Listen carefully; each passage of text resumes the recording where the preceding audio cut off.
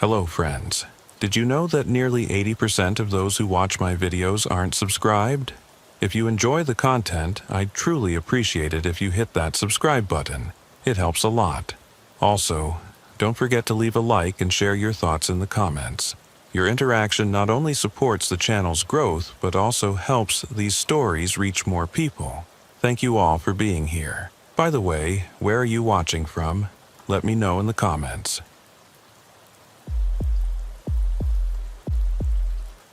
Officer Marcus Thompson had been working the graveyard shift in Millfield, Ohio for 8 years, and he thought he'd seen everything a small Midwestern town could throw at him. Domestic disputes, drunk and disorderly conduct, the occasional break-in at the hardware store. Nothing that would make headlines or haunt his dreams. But on the night of March 14th, 2019, at exactly 2:47 a.m., dispatch would send him to 1247 Elm Street for what seemed like the most routine call of his career. A welfare check on an elderly resident. The call had come in from Jessica Hartman, a 34-year-old nurse who lived next door to 82-year-old Dorothy Kellerman. Jessica had worked a double shift at Millfield General Hospital and arrived home around 2:30 a.m. to find something that immediately concerned her. Mrs. Kellerman's house, which was usually dark by 9 p.m. every night, was blazing with lights in every window. Not just the usual living room lamp that Dorothy kept on for security, but every single light in the 2-story colonial home. "I've lived next to Mrs. Kellerman for 6 years," Jessica told the dispatcher, her voice carrying the exhaustion of a long shift mixed with genuine worry. "She's incredibly consistent with her routine. Lights out by 9 p.m., up at 6 a.m. to tend her garden. She's never had all her lights on like this, especially not at this hour. I knocked on her door, but there's no answer. Her car's in the driveway, and I can hear what sounds like her television playing loudly upstairs." Officer Thompson had responded to welfare checks before, and they typically fell into one of 3 categories. False alarms, where elderly residents had simply fallen asleep in front of the TV, medical emergencies requiring immediate ambulance dispatch, or the grim discovery of natural deaths. At 82, Dorothy Kellerman was at an age where any of these scenarios was possible. Thompson expected to find either a confused elderly woman who had forgotten to turn off her lights, or, unfortunately, someone who had passed away peacefully in her sleep. As Thompson pulled up to 1247 Elm Street, the scene was exactly as Jessica had described. The modest 2-story home looked like a Christmas display, with warm yellow light pouring from every visible window. The contrast with the dark, sleeping neighborhood around it was stark and unsettling. Mrs. Kellerman's 2003 Honda Civic sat in the narrow driveway, positioned as neatly as always. Thompson had driven past this house hundreds of times during his patrols, and Dorothy Kellerman was known throughout the neighborhood as a meticulous woman who kept everything in perfect order. Thompson approached the front door, noting that the porch light was on and the morning newspaper still lay on the welcome mat. Through the large front window he could see into the living room, which appeared normal except for being unusually bright. The furniture was arranged as it always had been. A floral print sofa facing an old console television, a recliner positioned at the perfect angle for reading, and side tables covered with the kind of lace doilies that had gone out of style decades ago.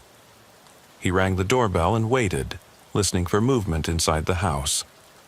From where he stood, he could indeed hear television sounds, but they seemed to be coming from the second floor, which struck him as odd.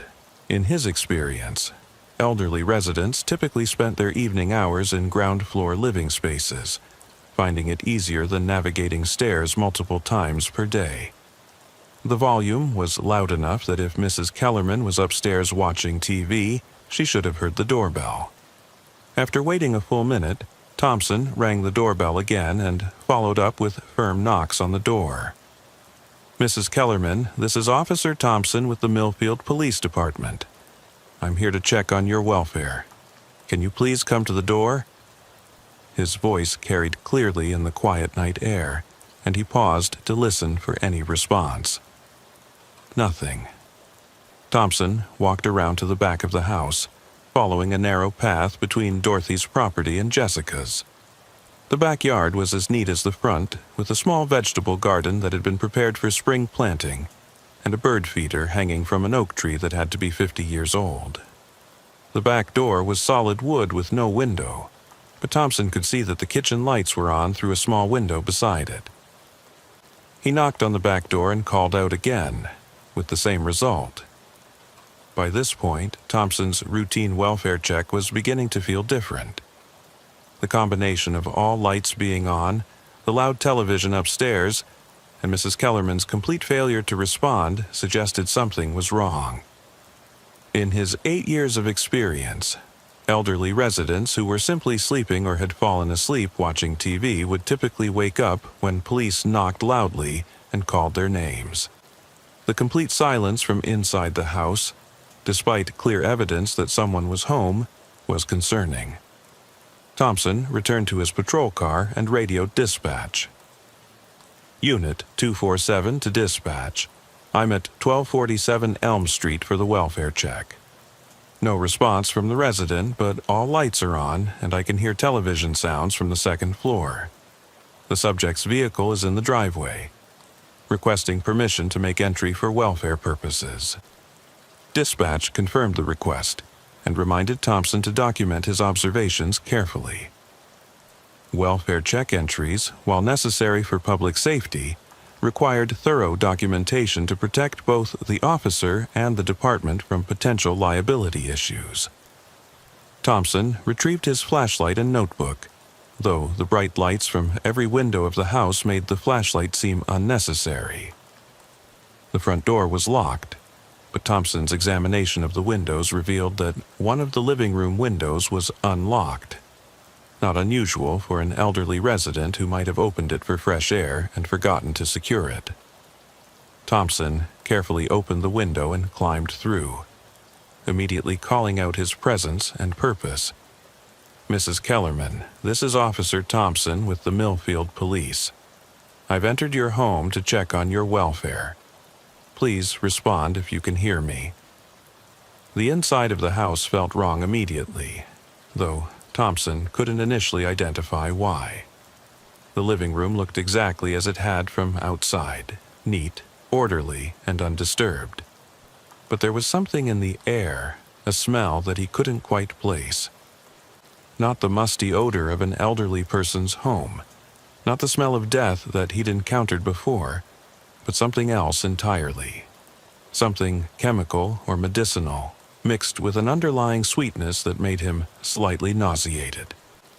Thompson moved through the ground floor systematically, checking each room and calling out for Mrs. Kellerman. The dining room was pristine, with a table set for one, and what appeared to be the remnants of an evening meal still on the plate. Meatloaf, mashed potatoes, and green beans, barely touched and now cold. A glass of milk sat beside the plate, with a thin film on top suggesting it had been sitting for several hours. The kitchen was where Thompson first noticed something that made him pause. Every cabinet door was open, not wide open, but just slightly ajar, as if someone had opened each one just enough to peer inside and then left them that way. The refrigerator door was also slightly open, causing the interior light to stay on and the motor to run continuously. Inside, Thompson could see that the contents were perfectly organized. Jars and containers arranged with military precision, labels facing forward, everything in its designated place. But it was what wasn't in the refrigerator that struck Thompson as odd. For an 82-year-old woman living alone, Dorothy's refrigerator contained almost nothing in the way of typical leftovers or prepared foods. Instead, the shelves were filled with dozens of small glass jars, each containing what appeared to be different colored liquids or powders. Some were labeled with handwritten tags, but the writing was too small and cramped for Thompson to read in the refrigerator's dim light. Thompson called out again for Mrs. Kellerman, and this time he thought he heard something. From upstairs. Not a response, but a sound like movement or perhaps something falling. The television sounds were definitely coming from the second floor, and they seemed louder now that he was inside the house. It wasn't the familiar sound of regular programming, but something repetitive, like the same segment playing over and over again. As Thompson approached the staircase, the chemical smell became stronger. The stairs themselves were carpeted with a floral pattern that had seen better days, but they were clean and well maintained. Each step creaked slightly under his weight, the sounds unnaturally loud in the otherwise silent house. The handrail was worn smooth from years of use, and Thompson noticed that it was slightly sticky to the touch, as if it had been coated with some kind of substance.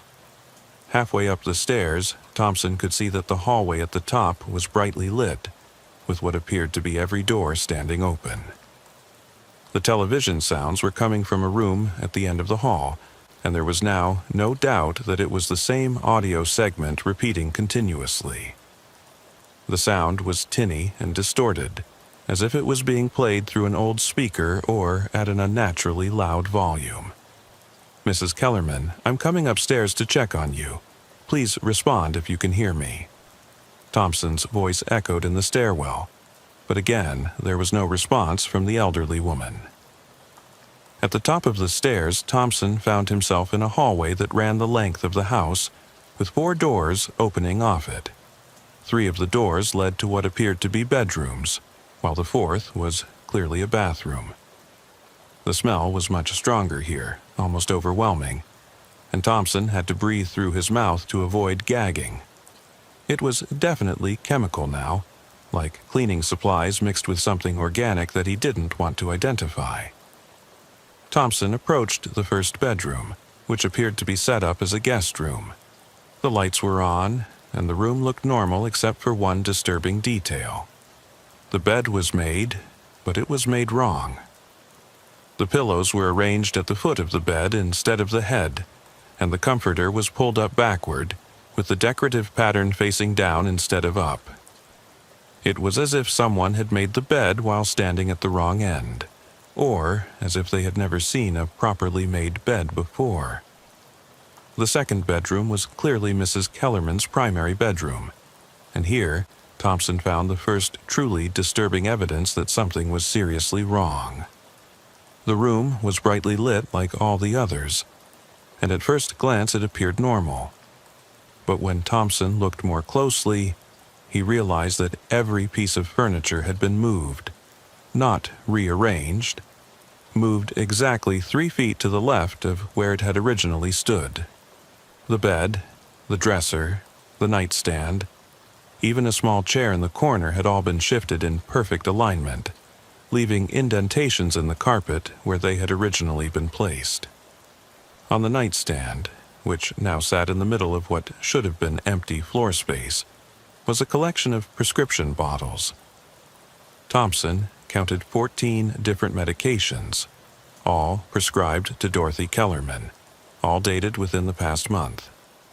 But what caught his attention was that several of the bottles were empty, despite being filled only days earlier according to the pharmacy labels. The repetitive television sounds were coming from the final room at the end of the hall. As Thompson approached, he could now make out what was playing.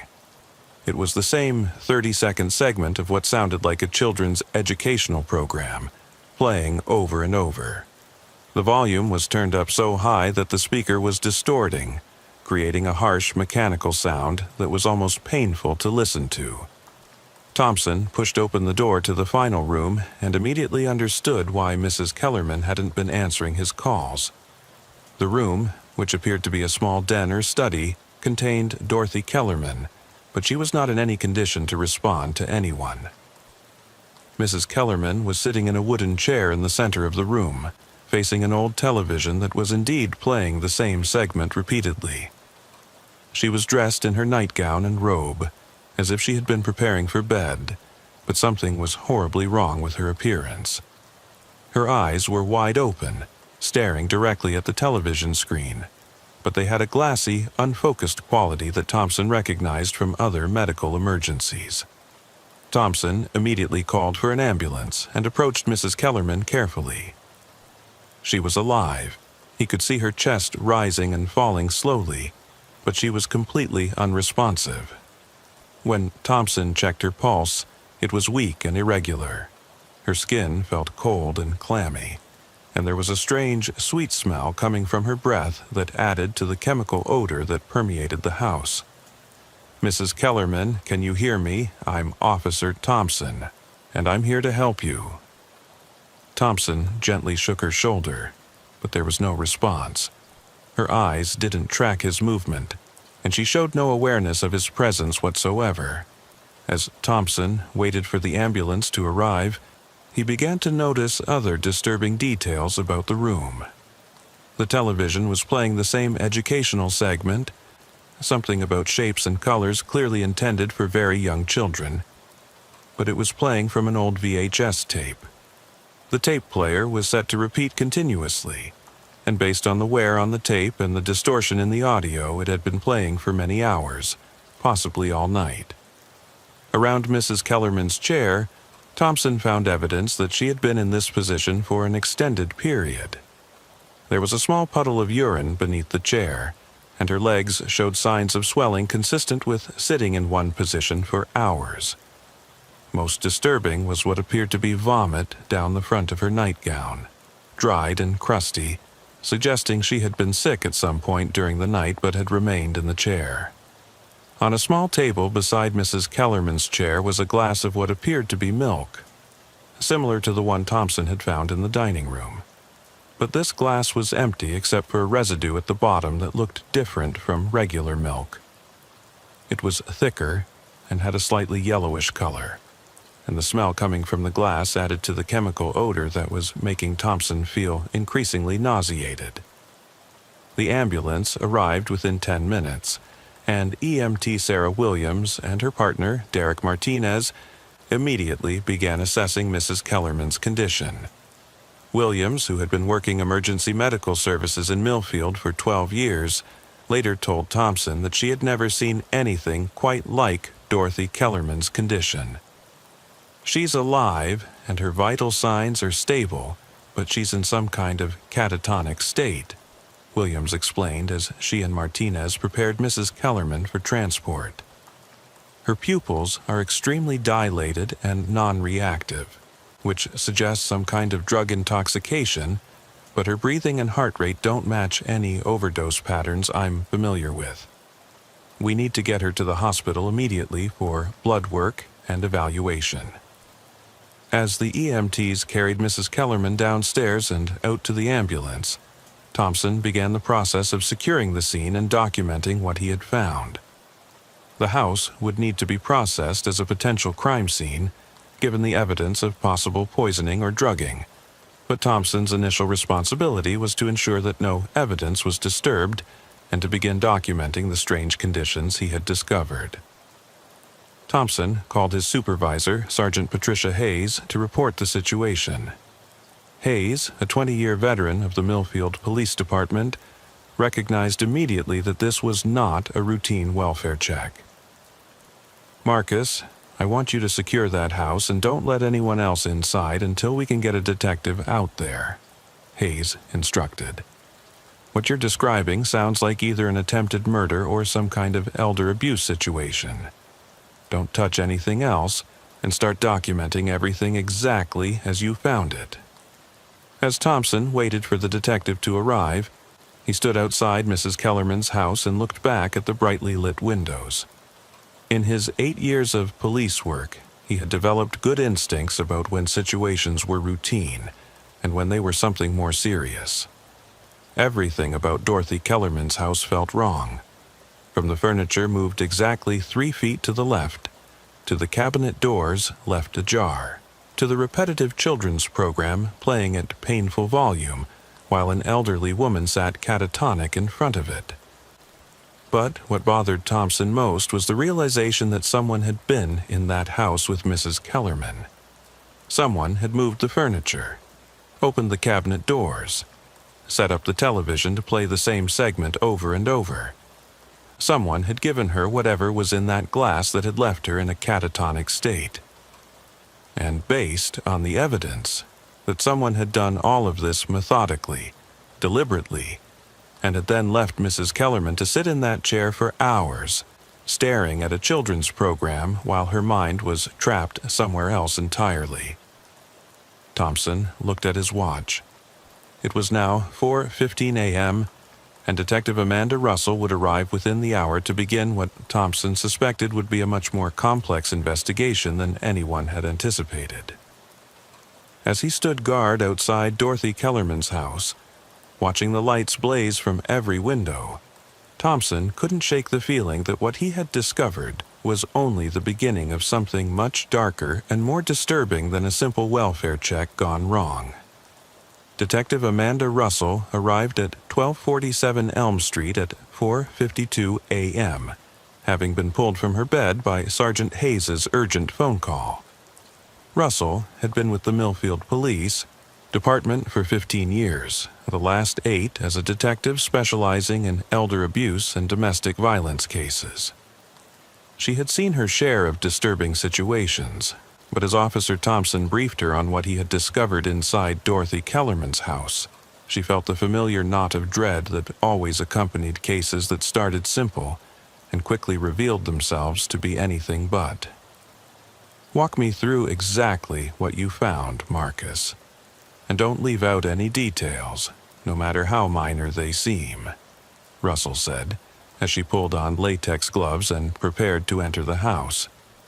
Thompson's initial report had been thorough, but Russell knew that crime scenes often revealed additional evidence upon closer examination, particularly when the first responder had been focused on the immediate medical emergency. Thompson led Russell through the same path he had taken, through the unlocked living room window, past the undisturbed dining room with its abandoned meal, and into the kitchen with its precisely arranged refrigerator contents and mysteriously opened cabinet doors. Russell photographed everything with her digital camera, paying particular attention to the small glass jars in the refrigerator. "Did you get a close look at the labels on these jars?" Russell asked, carefully removing one from the refrigerator to examine it in better light. The jar contained a yellowish powder, and the handwritten label read, "DK, Evening, March 10th, 1919. The date was just 4 days ago." Thompson shook his head. "I saw them, but couldn't make out the writing in the dim light. What do you think they are?" Russell examined several more jars, finding similar labels with different dates, all within the past month. Some contained powders in various colors: white, yellow, pale blue, while others held liquids that ranged from clear to amber to an unsettling reddish-brown. All were labeled with DK, followed by either morning, afternoon, or evening, and a recent date. "These look like they could be medications that have been ground up or dissolved," Russell said, carefully photographing each jar before returning it to the refrigerator. "But I've never seen anything like this organized storage system for prescription drugs.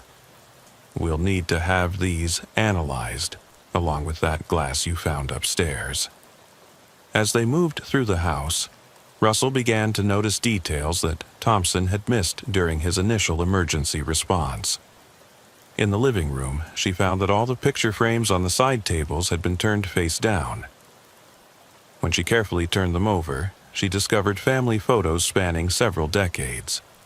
Dorothy, as a young woman, with her late husband Robert, their daughter Michelle at various ages from childhood through adulthood, and more recent photos of what appeared to be grandchildren. "Officer Thompson, did you mention whether Mrs. Kellerman has any living family members?" Russell asked as she photographed the overturned frames. "I don't have that information yet, but I can check with dispatch." "Why?"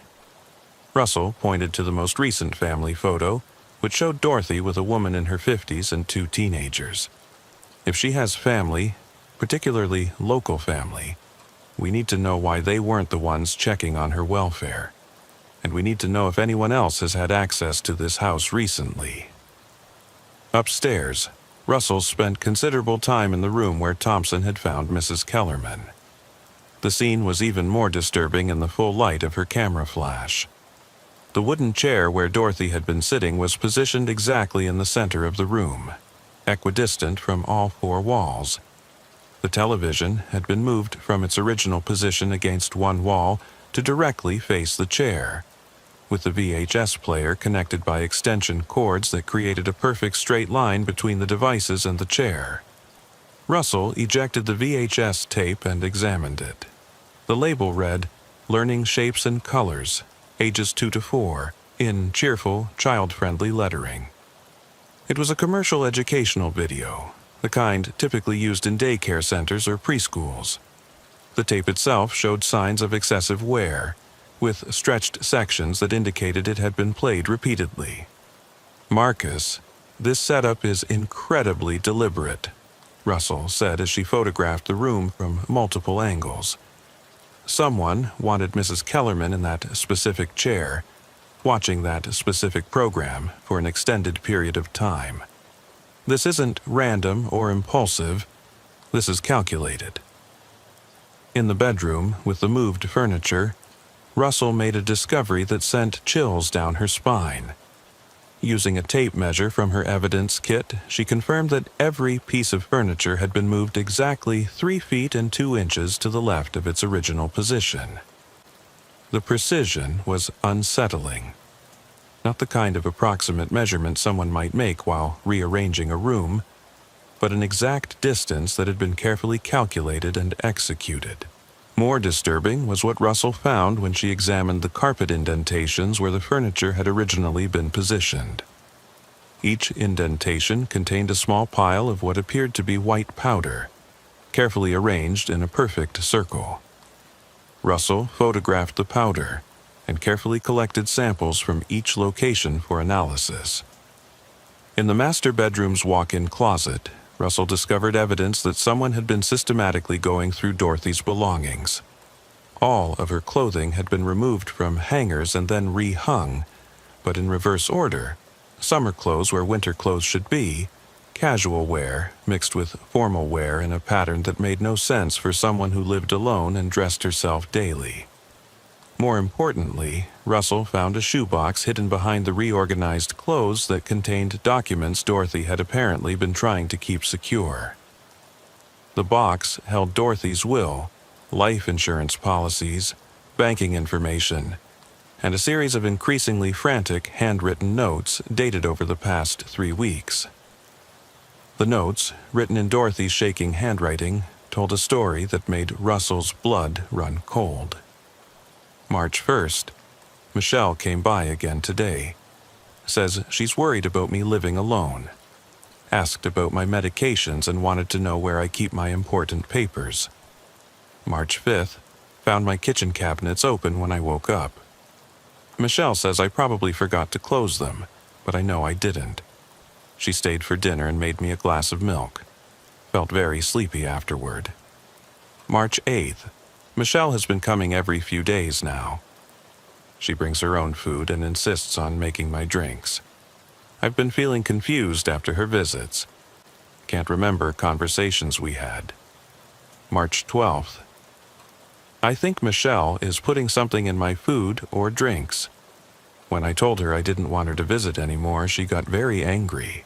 Said I was being ungrateful and that she was trying to help me. March 13th. Hid this box so Michelle can't find it. If something happens to me, I want people to know that Michelle has been giving me things that make me feel sick and confused. She's been asking about my will and my bank accounts. I'm scared of my own daughter. Russell felt a wave of nausea as she read the final entry, dated just the day before Thompson's welfare check. March 13th. Michelle came tonight even though I told her not to. She had a new video she wanted me to watch. Said it would help me relax. I don't want to watch it, but she's making me sit in the chair upstairs. She gave me something to drink that tastes wrong. I feel very strange. If anyone finds this, please know that I love my daughter, but I think she's trying to. The handwriting trailed off, with the pen mark dragging across the paper, as if Dorothy had lost consciousness while writing. Russell immediately radioed for backup and called Sergeant Hayes.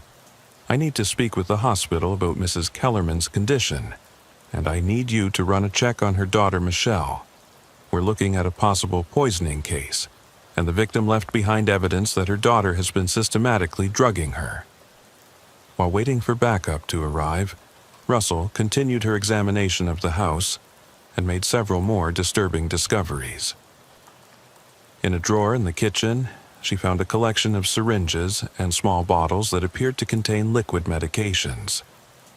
Some of the bottles were labeled with prescription information for Dorothy Kellerman, but others had no labels at all.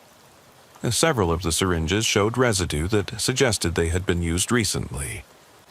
In the basement, Russell found evidence that someone had been living in the house periodically without Dorothy's knowledge. A small area behind the furnace had been set up with a sleeping bag, a change of clothes, and several books about medication interactions and drug effects. Most chilling was a notebook containing detailed observations about Dorothy's reactions to different substances, written in a neat handwriting that was clearly not Dorothy's. Subject shows increased compliance when given 50 milligram compound in evening milk. Remains conscious but suggestible for approximately 4 to 6 hours. Higher doses, 75 milligrams, produce catatonic state lasting 8 to 12 hours. Subject remains physically stable but completely unresponsive. Combination with video repetition appears to enhance dissociative effects. Subject fixates on screen and becomes completely unaware of surroundings. Russell photographed every page of the notebook, recognizing that she was looking at evidence of systematic psychological and physical abuse that had been carefully planned and executed over weeks or possibly months. The clinical nature of the observations, combined with the precise measurements and calculated effects, suggested someone with medical knowledge or access to medical resources. At 6:30 a.m., backup officers Kyle Martinez and Brandon Foster arrived to help secure the scene and begin processing evidence. Russell briefed them on her findings and assigned Martinez to continue photographing and cataloging evidence, while Foster began the process of tracking down Michelle Kellerman's current address and whereabouts. This is one of the most methodical cases of elder abuse I've ever encountered, Russell explained to the officers. We're dealing with someone who's been systematically poisoning and psychologically torturing an elderly woman, documenting the effects, and apparently escalating the abuse over time. The call from Millfield General Hospital came at 7:15 a.m. Dr. Jennifer Walsh, the emergency room physician treating Dorothy Kellerman, had disturbing news. Detective Russell, Mrs. Kellerman's blood work shows extremely high levels of multiple psychoactive drugs, including benzodiazepines, antipsychotics, and what appears to be a veterinary sedative called xylazine. The combination and dosages should have killed her. The fact that she's alive is frankly miraculous. We also found evidence of chronic poisoning, suggesting this has been going on for an extended period. Dr. Walsh continued with information that made Russell's investigation even more urgent. The most concerning finding is that several of the drugs in her system are not medications that would typically be prescribed to someone of her age and medical condition. Someone with access to medical supplies has been systematically drugging this woman with substances that would render her helpless and compliant. Russell asked the crucial question, "Doctor, has anyone been to the hospital asking about Mrs. Kellerman's condition? Any family members or visitors?" Actually, yes. A woman claiming to be her daughter Michelle came in around 6 a.m., about an hour after Mrs. Kellerman was admitted. She seemed very concerned and asked detailed questions about her mother's condition and prognosis. She also asked about when Mrs. Kellerman might be released and whether she would need home care. Russell felt her pulse quicken. Is this woman still there? No, she left about 20 minutes ago. She said she needed to go home and get some things to bring to her mother, but she seemed eager to leave when I started asking about Mrs. Kellerman's medical history and recent medications. Russell immediately put out a BOLO alert for Michelle Kellerman, requesting that all units be on the lookout for a woman in her 50s who might be driving to or from the hospital area. Based on Dorothy's notes and the evidence found in the house, Michelle was now the primary suspect in what appeared to be an attempted murder case disguised as elder care. Officer Foster's background check on Michelle Kellerman revealed information that added crucial context to the investigation. Michelle Kellerman, age 54, was Dorothy's only child and had been employed as a certified nursing assistant at various healthcare facilities over the past 15 years. More importantly, she had been terminated from her most recent position at a nursing home in nearby Springfield just 6 weeks earlier, following allegations that she had been stealing medications from the facility's pharmacy. The termination report, which Foster obtained from the nursing home's administrator, painted a picture of someone who had become increasingly erratic and possessive toward elderly patients under her care. Michelle had been caught on surveillance cameras entering patient rooms during off hours and had been found in possession of medications that had not been prescribed to her assigned patients. The really disturbing part, the administrator told Foster over the phone, was that she seemed to be experimenting with different drug combinations. We found notes in her locker about how different medications affected different patients' behavior and cognitive function. It was like she was treating the residents as test subjects. Russell realized that Michelle Kellerman had been using her medical knowledge and access to drugs to systematically abuse her own mother, possibly as practice or experimentation for more extensive elder abuse. The precision of the drug combinations, the careful documentation of effects, and the psychological torture element suggested someone who was refining techniques that could potentially be used on other vulnerable, elderly individuals. At 8:45 a.m., Russell received the call she had been dreading. Officer Martinez, who had been dispatched to Michelle Kellerman's registered address, reported that the apartment was empty but showed signs of hasty departure. Clothes were scattered throughout the bedroom, and the bathroom contained evidence that someone had recently dyed their hair and possibly changed their appearance. More disturbing was what Martinez found in Michelle's apartment that directly connected her to the abuse of her mother. The kitchen contained a setup identical to what Russell had found in Dorothy's house, dozens of small jars containing various powdered and liquid substances, each labeled with dates and dosage information. A notebook on the kitchen counter contained detailed plans for what Michelle called the final protocol, a series of drug administrations that would apparently render Dorothy completely catatonic for an extended period. The final entry in Michelle's notebook, dated the morning of the welfare check, revealed the full extent of her intentions.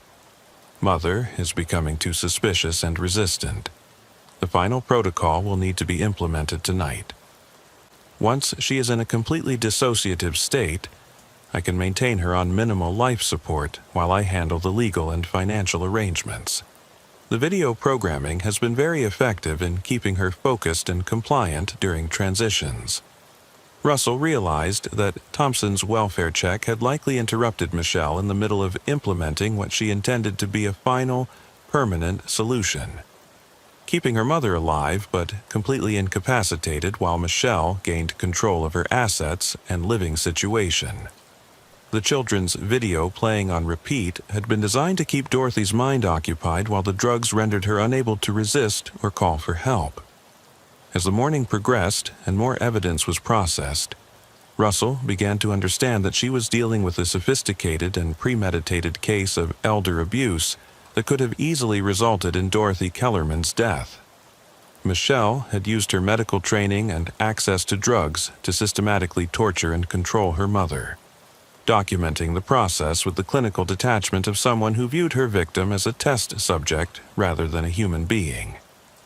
But Michelle Kellerman was now in the wind, possibly with enough medical knowledge and drugs to target other elderly victims. Russell knew that finding Michelle before she could relocate and start over with a new victim had become a race against time. The welfare check that had started as a routine call was now a manhunt for someone who had turned elder care into a calculated form of torture. By 10:30 a.m., Detective Russell had transformed the investigation from a single welfare check into a multi-agency manhunt. The Ohio Bureau of Criminal Investigation had been notified, and alerts had been sent to police departments throughout the tri-state area.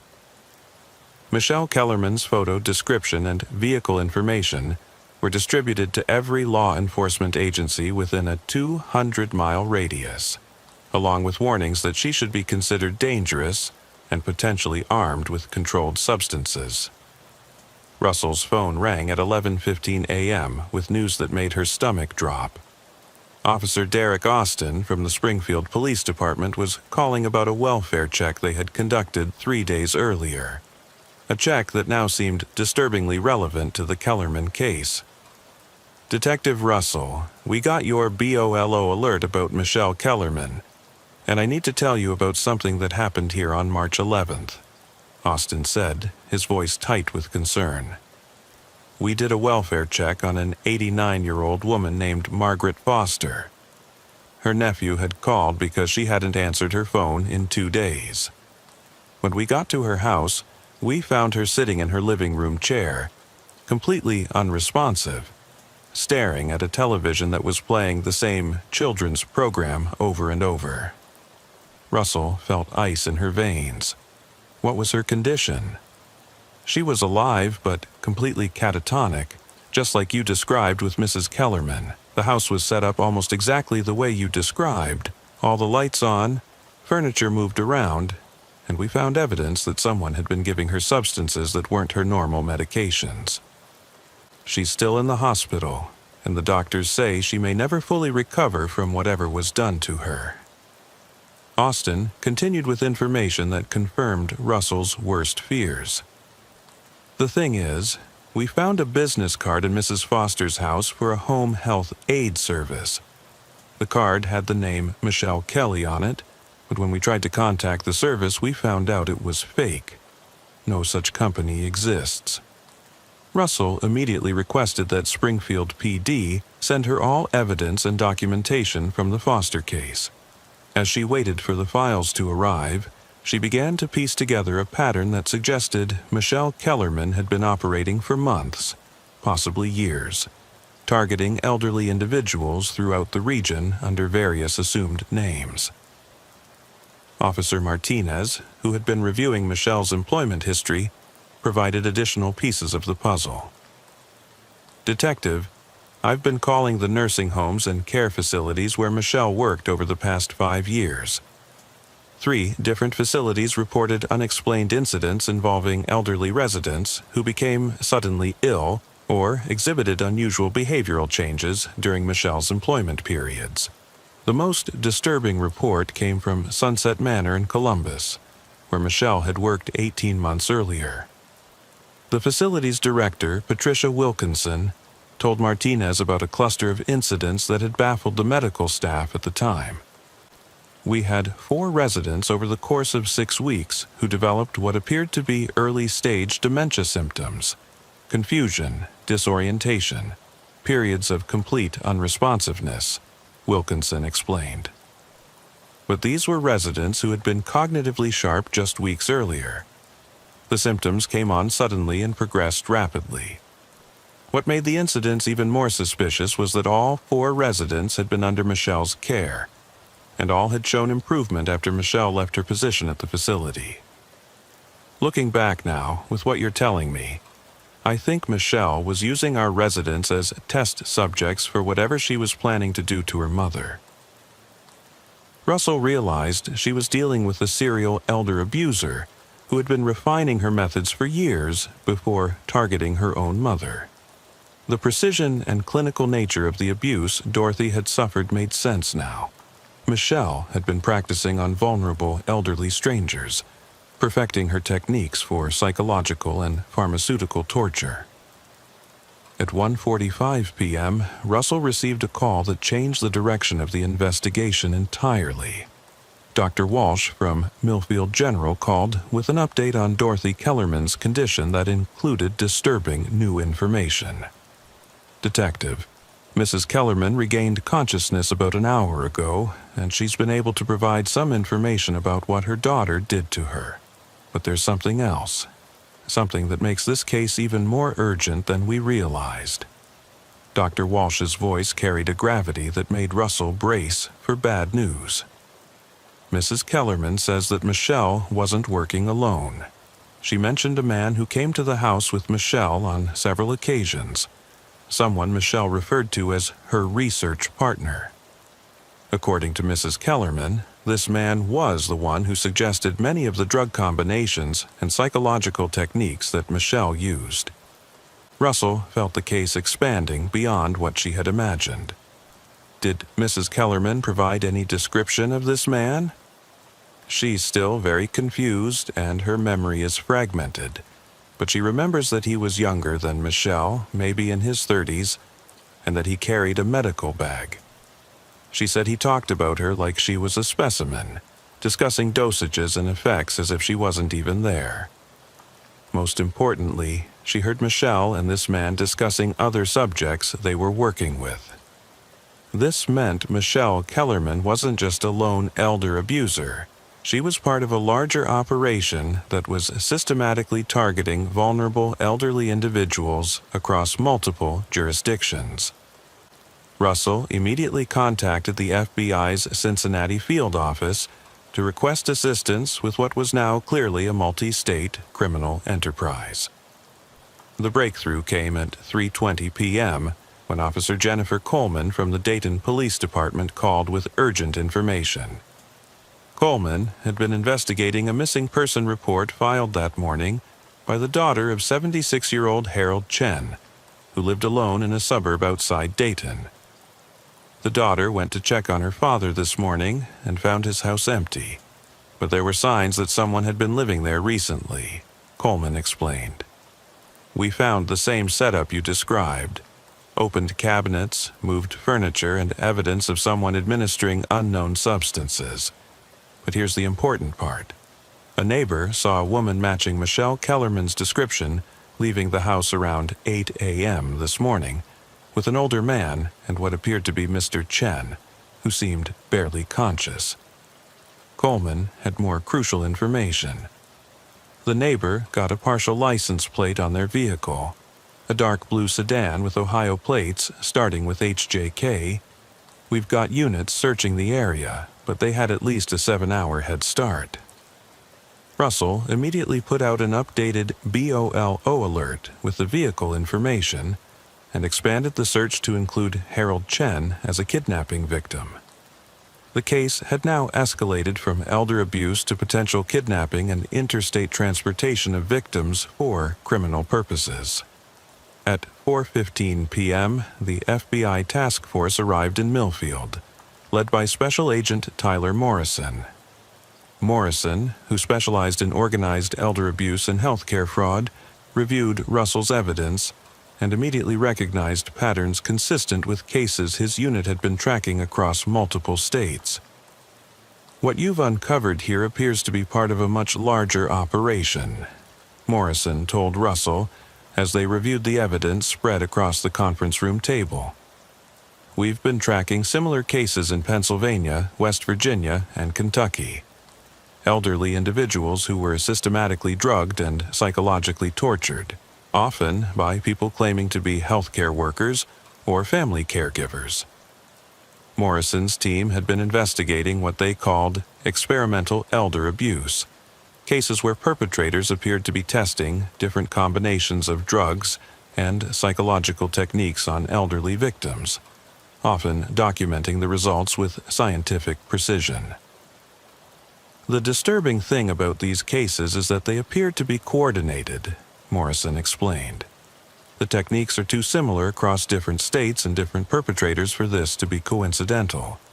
We think there's an organized network sharing information about methods and potentially trafficking victims between locations. Russell felt sick as she realized the full scope of what they were dealing with. Michelle Kellerman wasn't just an isolated case of familial elder abuse. She was part of an organized criminal network that was treating elderly people as experimental subjects for systematic torture and exploitation. The next break came from an unexpected source. At 5:45 p.m., Jessica Hartman, the neighbor who had originally called in the welfare check, contacted Russell with information she had initially forgotten to mention. "Detective, I just remembered something that might be important," Jessica said. "About 2 weeks ago, I saw Michelle at her mother's house with a man I didn't recognize. They were carrying what looked like medical equipment into the house. Monitors, IV stands, things like that. I thought at the time that maybe Mrs. Kellerman was getting home health care." Jessica provided a description of the man that matched what Dorothy had told Dr. Walsh. Mid-30s, tall and thin, carrying a medical bag. More importantly, Jessica had noticed something that could help track them down. The man was driving a van with Pennsylvania plates and some kind of medical supply company logo on the side. I couldn't read the whole name, but I remember it had the word CARE in it. Morrison's team immediately began searching databases of medical supply companies in Pennsylvania with CARE in their names. Within an hour, they had identified 3 possibilities and had begun the process of contacting each company to determine if any of their vehicles or employees might be involved in the case. At 7:30 p.m., as Russell was preparing for what looked like it would be a long night of investigation, Officer Austin from Springfield called back with news that made everyone in the room freeze. "Detective Russell, we just found Margaret Foster dead in her hospital room. She was stable this morning, but the nurses found her about an hour ago. The preliminary assessment suggests she was given a massive overdose of the same types of drugs that were in her system when we found her." The implications hit Russell immediately. Officer Austin, who had access to Mrs. Foster's room today? Any visitors or medical personnel who weren't regular hospital staff? That's the thing. A woman claiming to be Mrs. Foster's niece visited her around 2 p.m. The description matches Michelle Kellerman, and security footage shows her leaving the hospital shortly before Mrs. Foster's condition deteriorated. Russell realized that Michelle and her partner weren't just kidnapping new victims. They were eliminating previous victims who might be able to testify against them. Margaret Foster's murder meant that Dorothy Kellerman was also in immediate danger, and anyone else who had survived their previous experiments was now a potential target.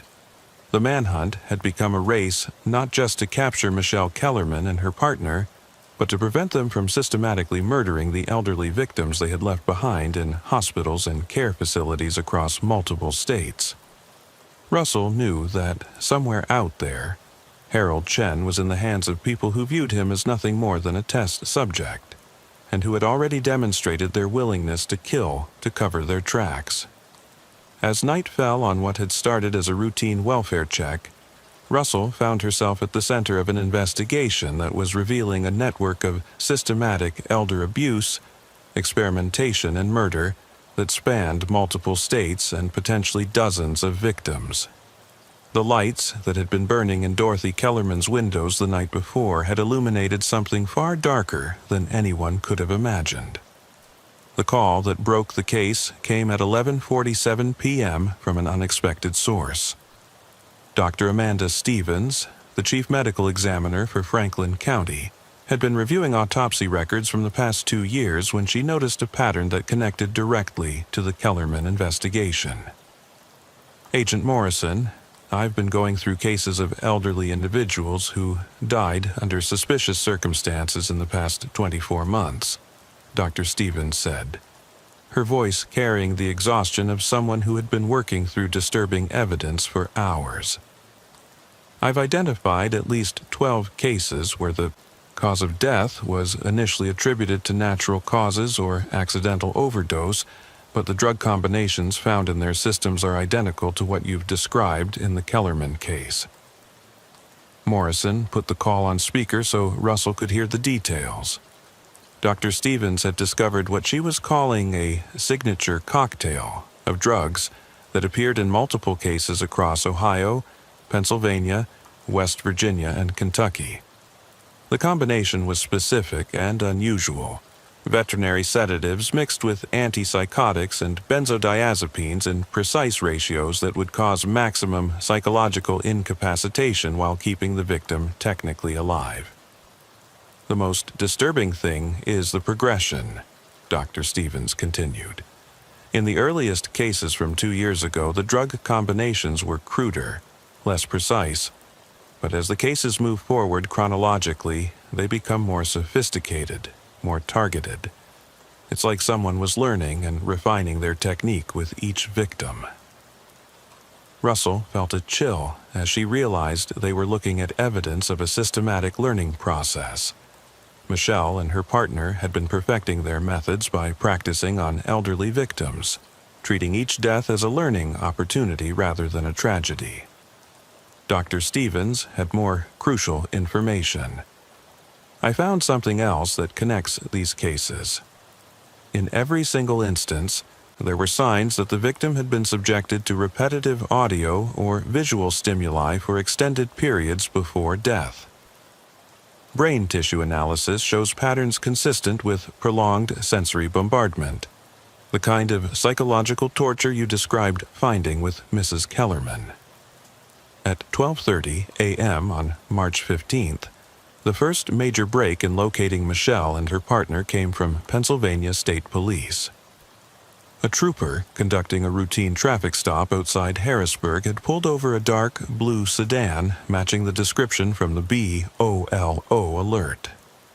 The vehicle was registered to someone named Michael Torres, and when the trooper ran the plates, he discovered that Torres was a former pharmacy technician who had been fired from 3 different medical facilities for stealing controlled substances.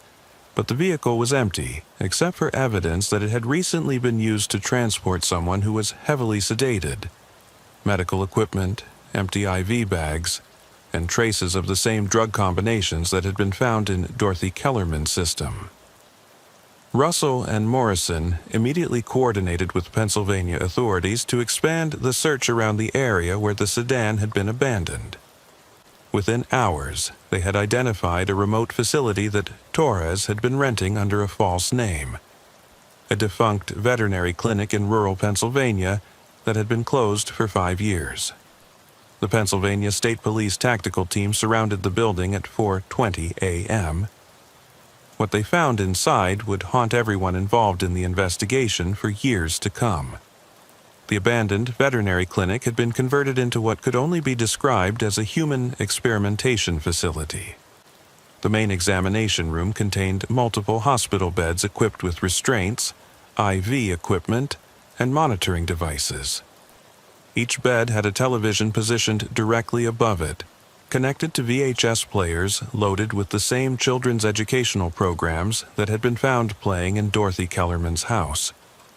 But it was the room that Torres and Michelle had been using as an office that revealed the full horror of their operation. File cabinets contained detailed records on over 40 elderly victims, each file documenting months of systematic abuse, drug experimentation, and psychological torture. The files read like scientific research papers, complete with hypotheses, methodology, results, and conclusions.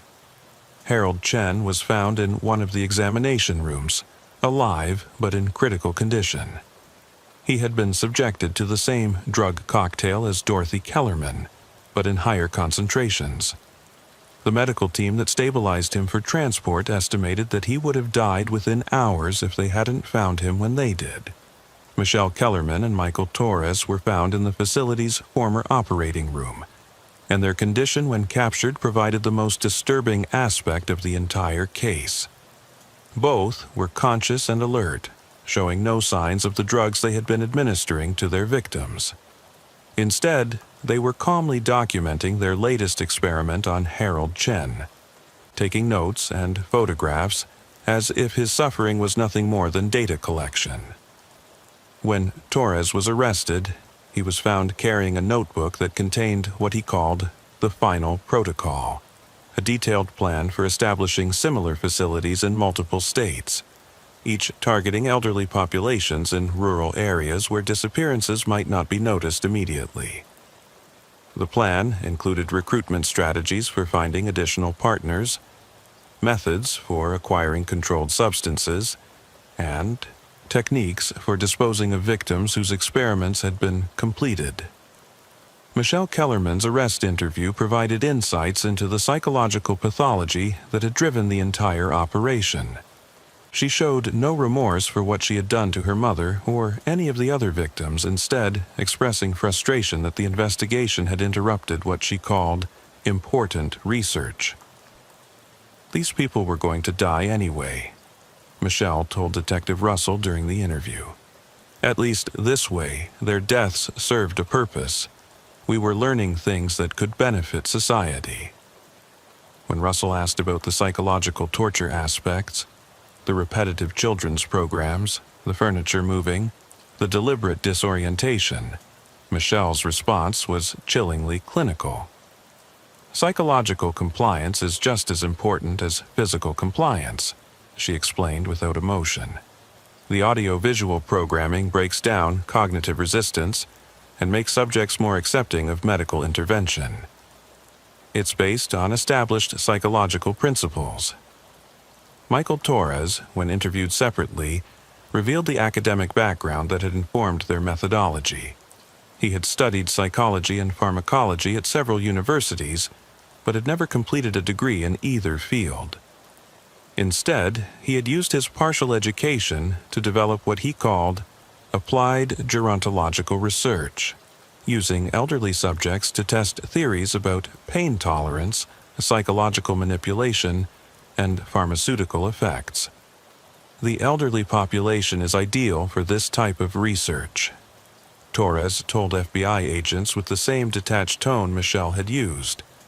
They're isolated, often have existing medical conditions that mask experimental effects, and their families frequently expect cognitive decline, so unusual behavior goes unnoticed longer.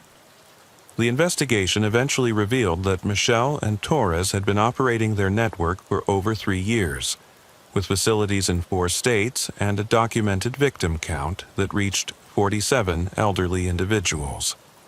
Of those, 31 had died from what had initially been classified as natural causes, while 16 had survived but with permanent neurological and psychological damage.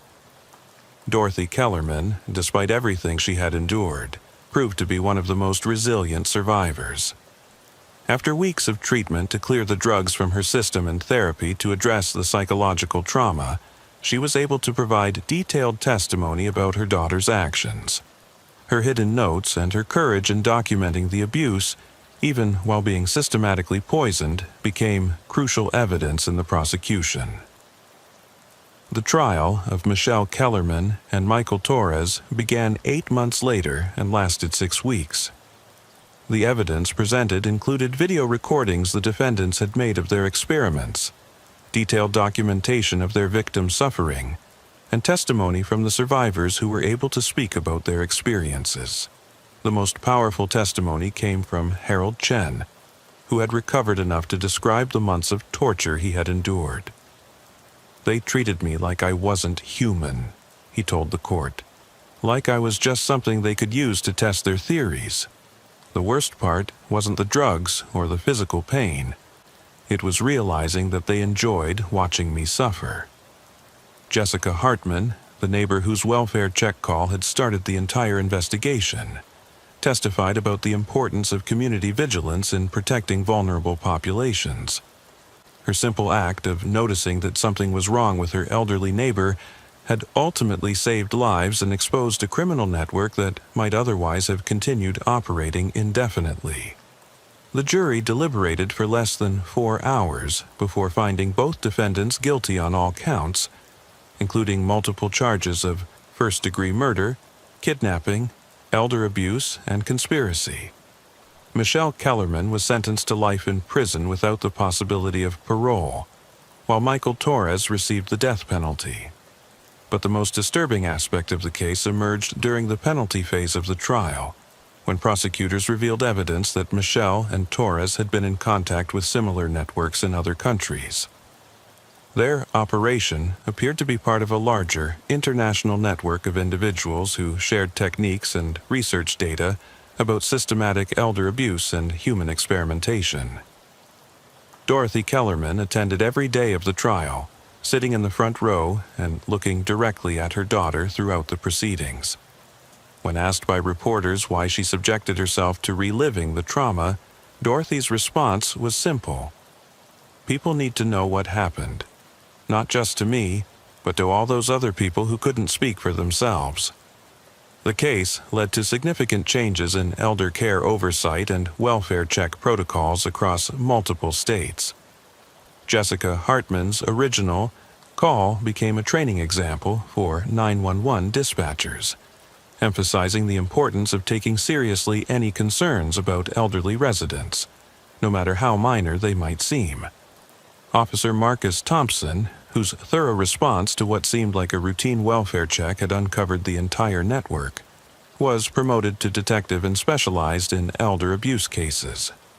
He often reflects on how easily the investigation could have gone differently if he had made different assumptions that night. "The thing that still haunts me," Thompson says, "is thinking about how many other Dorothy Kellermans might be out there right now, sitting in chairs, staring at televisions, waiting for someone to notice that something is wrong." Detective Amanda Russell led the task force that was formed to investigate similar networks across the country. The task force has since identified and shut down 3 additional operations that were using elderly victims for systematic abuse and experimentation. Dorothy Kellerman, now 83, lives in a secure assisted living facility where she feels safe for the first time in years. She has become an advocate for elderly rights and frequently speaks to law enforcement groups about recognizing signs of elder abuse. The facility where Michelle and Torres conducted their experiments has been demolished, but the site remains under federal investigation as authorities continue to search for additional victims who may have been buried on the property. In her final statement to the court, Michelle Kellerman showed no remorse and no acknowledgement of her crimes. Instead, she warned that shutting down her operation would not stop others like her from continuing the work she had started. "You can imprison me, but you can't imprison the knowledge," she told the judge. "There are others who understand the value of what we were doing. The research will continue."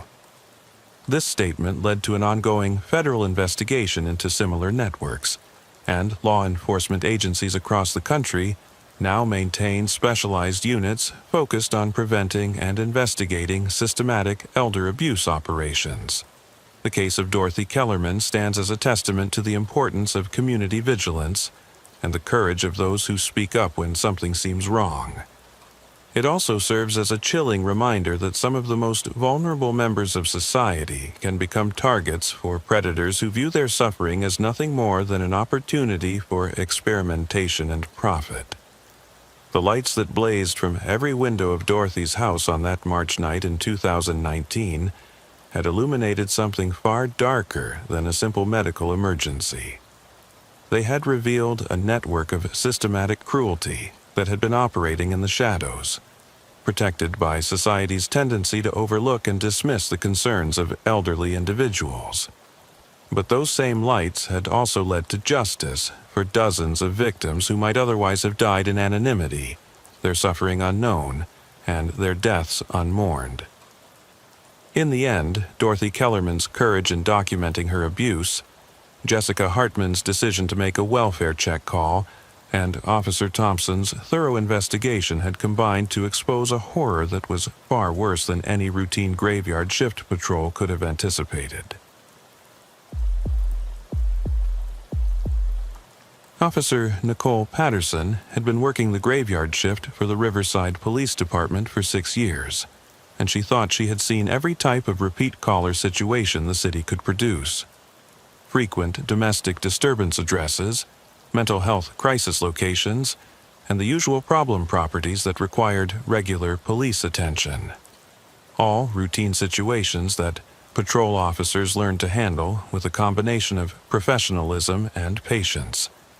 But on the night of September 3, 2020, at exactly 1:23 a.m., Officer Patterson would receive a call that would begin one of the most complex investigations in the department's history. Officer Patterson was conducting her regular patrol of the Desert View area when dispatch radioed her to respond to 2847 Desert View Road for a burglary in progress. The caller, identified as Kyle Morrison, age 73, had reported hearing intruders in his house and was requesting immediate police response. Patterson had been patrolling this area for 3 years and was familiar with most of the residents, including Morrison, whom she had encountered during previous welfare checks and community policing initiatives. Morrison was known as a quiet, elderly man who lived alone in a well-maintained ranch home and rarely called for police assistance. As Patterson pulled up to Morrison's address, she immediately began her standard response protocol for burglary calls. The house appeared secure from the outside, with no visible signs of forced entry or disturbance. Morrison's 2018 Toyota Camry was parked in the driveway, and there were no other vehicles present that might belong to potential intruders. Officer Patterson approached the front door and knocked, identifying herself as police. Morrison answered quickly, appearing exactly as his voice had suggested over the phone. Elderly, frightened, and genuinely convinced that someone had been in his house. "Thank God you're here, officer," Morrison said, clutching a baseball bat he had apparently armed himself with. "I heard them moving around downstairs for at least 20 minutes. Glass breaking, footsteps in the kitchen, someone opening and closing cabinets." Patterson followed her standard procedure for burglary calls, conducting a thorough search of Morrison's house with Morrison accompanying her. The home was neat, well-maintained, and showed no signs of forced entry or disturbance. All windows were intact and locked from the inside. Both doors showed no evidence of tampering, and most importantly, there was no indication that anyone other than Morrison had been in the house. "Mr. Morrison, I've checked everything thoroughly, and there's no sign that anyone has been inside your home," Officer Patterson explained professionally. "All your doors and windows are secure, and I haven't found any evidence of an intruder. Is it possible you might have heard sounds from outside, or perhaps from your television or radio?" Morrison seemed genuinely confused by Patterson's assessment. "But I know what I heard, officer. Someone was definitely in my kitchen. I could hear them going through my cabinets and moving things around." Patterson spent additional time checking areas Morrison was particularly concerned about, including the basement and attic spaces, but found no evidence that anyone had been present. She documented the call thoroughly, noting Morrison's genuine belief that he had heard intruders despite the complete absence of supporting evidence. After ensuring Morrison felt secure and advising him about home security measures, Patterson cleared the call and returned to patrol. She made a note in her report that Morrison might benefit from a welfare check follow-up, as elderly residents living alone sometimes experienced confusion about sounds they heard, particularly at night. 3 days later, during another graveyard shift patrol, Officer Patterson received another dispatch to 2847 Desert View Road. This time, Morrison reported that the intruders had returned and that he could hear multiple people in his living room. Patterson responded immediately, recognizing the address and Morrison's voice when dispatch played back portions of his call. When she arrived at Morrison's house, she found the same scenario as before. No signs of forced entry, no evidence of intruders, and Morrison convinced that people had been inside his home. This time, however, Patterson noticed something during her search that she had missed during the first call. Morrison's television was on in the living room, tuned to a late-night program with the volume turned down low. When Patterson asked about it, Morrison seemed surprised. "I didn't turn that on, officer. I was upstairs in my bedroom when I heard them come in. The television was definitely off when I went to bed." Patterson checked the TV's timer settings and found that it could have been programmed to turn on automatically, though Morrison claimed he had never used such features. While this could explain some of the sounds Morrison had reported hearing, it didn't account for his detailed descriptions of multiple people moving through his house. Patterson again conducted a complete search of the property and found nothing suspicious. She spent considerable time talking with Morrison about home security and suggested that he might want to consult with his physician about possible hearing changes that could cause sounds to seem more significant than they actually were. Over the following 2 weeks, Officer Patterson responded to 6 more calls from Kyle Morrison, all following the same pattern. Each call came in during the early morning hours, typically between 1 a.m. and 3 a.m. Each time, Morrison reported hearing intruders in his house. Sometimes one person, sometimes multiple people. He described hearing conversations, furniture being moved, appliances being used, and in one case, what sounded like a party with music and laughter. Each time, Patterson responded professionally and found no evidence of anyone having been inside Morrison's house. She began to notice patterns in Morrison's calls that suggested he might be experiencing some form of age-related hearing changes, or possibly early-stage dementia. The intruders, he reported, always seemed to leave just before police arrived, never left any physical evidence, and never actually confronted Morrison directly. By the 8th call, Patterson had developed a routine for Morrison's reports.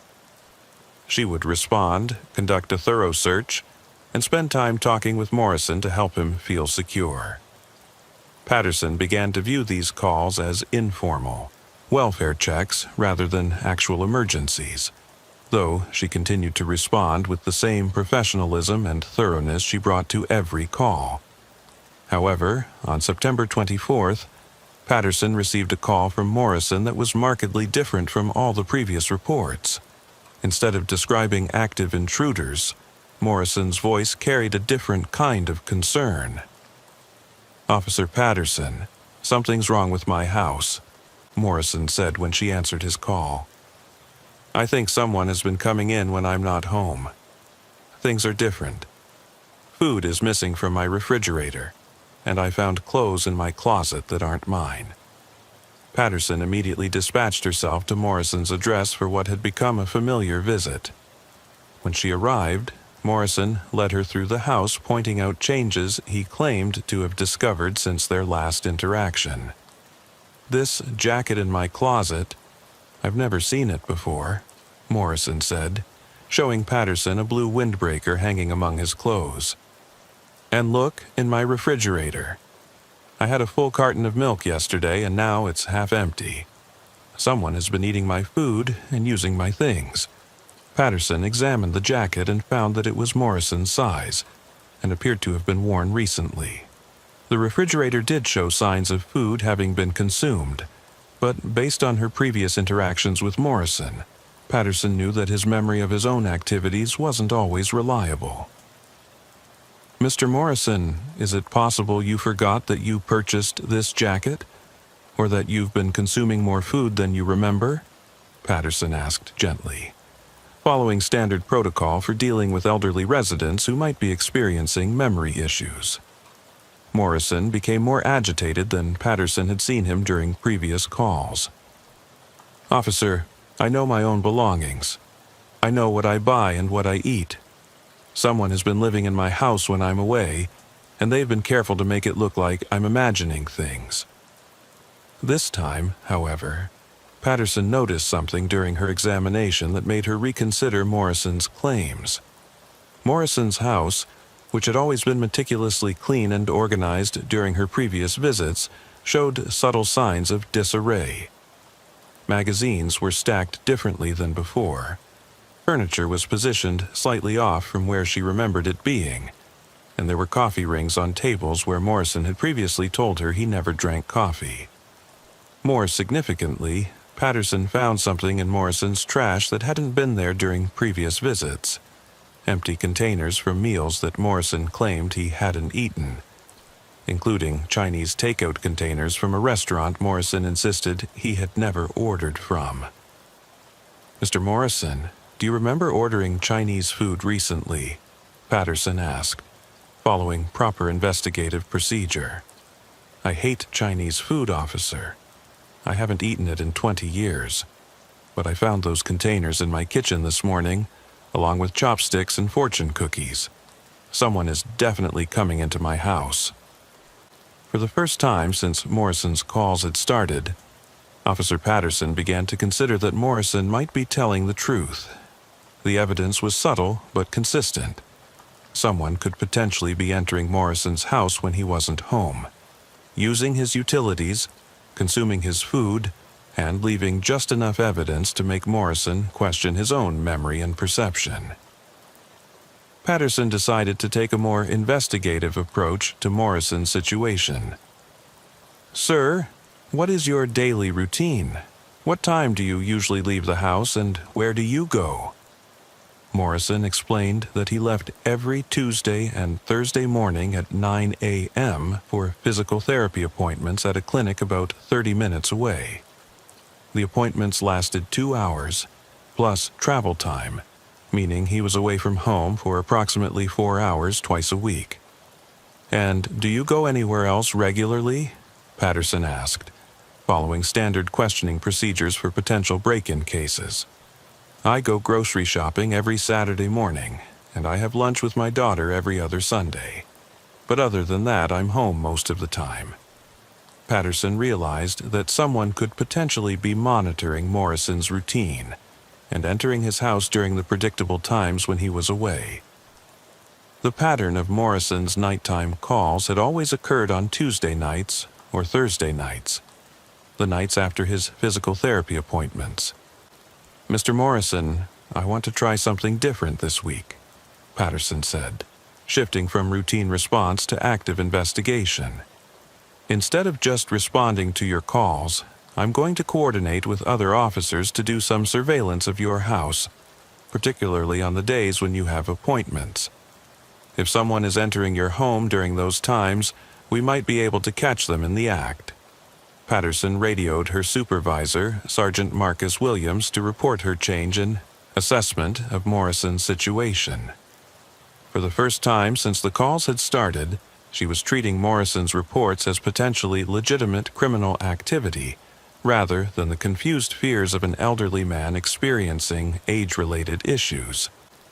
The next Tuesday, September 29th, Officer Patterson arranged for Detective Brandon Cruz, who specialized in burglary and residential break-in cases, to conduct surveillance of Morrison's house while he was at his physical therapy appointment. Detective Cruz positioned himself where he could observe the house without being detected by anyone who might be watching the property. At 10:30 a.m., while Morrison was at his appointment, Detective Cruz observed a white van pull into Morrison's driveway. A man in his 30s got out of the van, walked to Morrison's front door, and let himself into the house using what appeared to be a key. Cruz immediately radioed for backup and continued to observe the house. The man remained inside for approximately 2 hours, leaving at 12:45 p.m., just 15 minutes before Morrison typically returned from his appointments. Instead of approaching the suspect immediately, Cruz decided to follow the van to determine where it went and gather more intelligence about the suspect's activities. The van led him to a storage facility on the outskirts of town, where the suspect unloaded several items into a rented storage unit before driving to what appeared to be his permanent residence. Cruz coordinated with Officer Patterson and other units to maintain surveillance on both the suspect's home and Morrison's house. The investigation had shifted from responding to Morrison's calls to actively investigating what appeared to be a sophisticated break-in operation. The surveillance operation revealed a pattern that was far more disturbing than a simple burglary case. The suspect, later identified as 34-year-old Derek Mitchell, was not stealing items from Morrison's house in any conventional sense. Instead, Mitchell was using Morrison's home as a secondary residence, consuming his food, using his utilities, and treating the house as if it were his own part-time living space. Detective Cruz's investigation revealed that Mitchell's activities were far more sophisticated and psychologically manipulative than typical break-in cases. Mitchell was deliberately leaving evidence of his presence in ways designed to make Morrison question his own memory and sanity, while simultaneously using Morrison's house for his own purposes. Mitchell would move items slightly, consume food but not empty containers completely, wear Morrison's clothes and then return them to slightly different positions, and use appliances that Morrison rarely used. Most disturbing was Cruz's discovery that Mitchell had been gradually introducing items into Morrison's house that didn't belong to Morrison. The jacket Morrison had found, food preferences Morrison didn't share, and personal items that would make Morrison doubt his own possessions. Detective Cruz realized they were dealing with a sophisticated form of psychological harassment known as gaslighting, where the perpetrator manipulates a victim's environment to make them question their own perceptions and memory.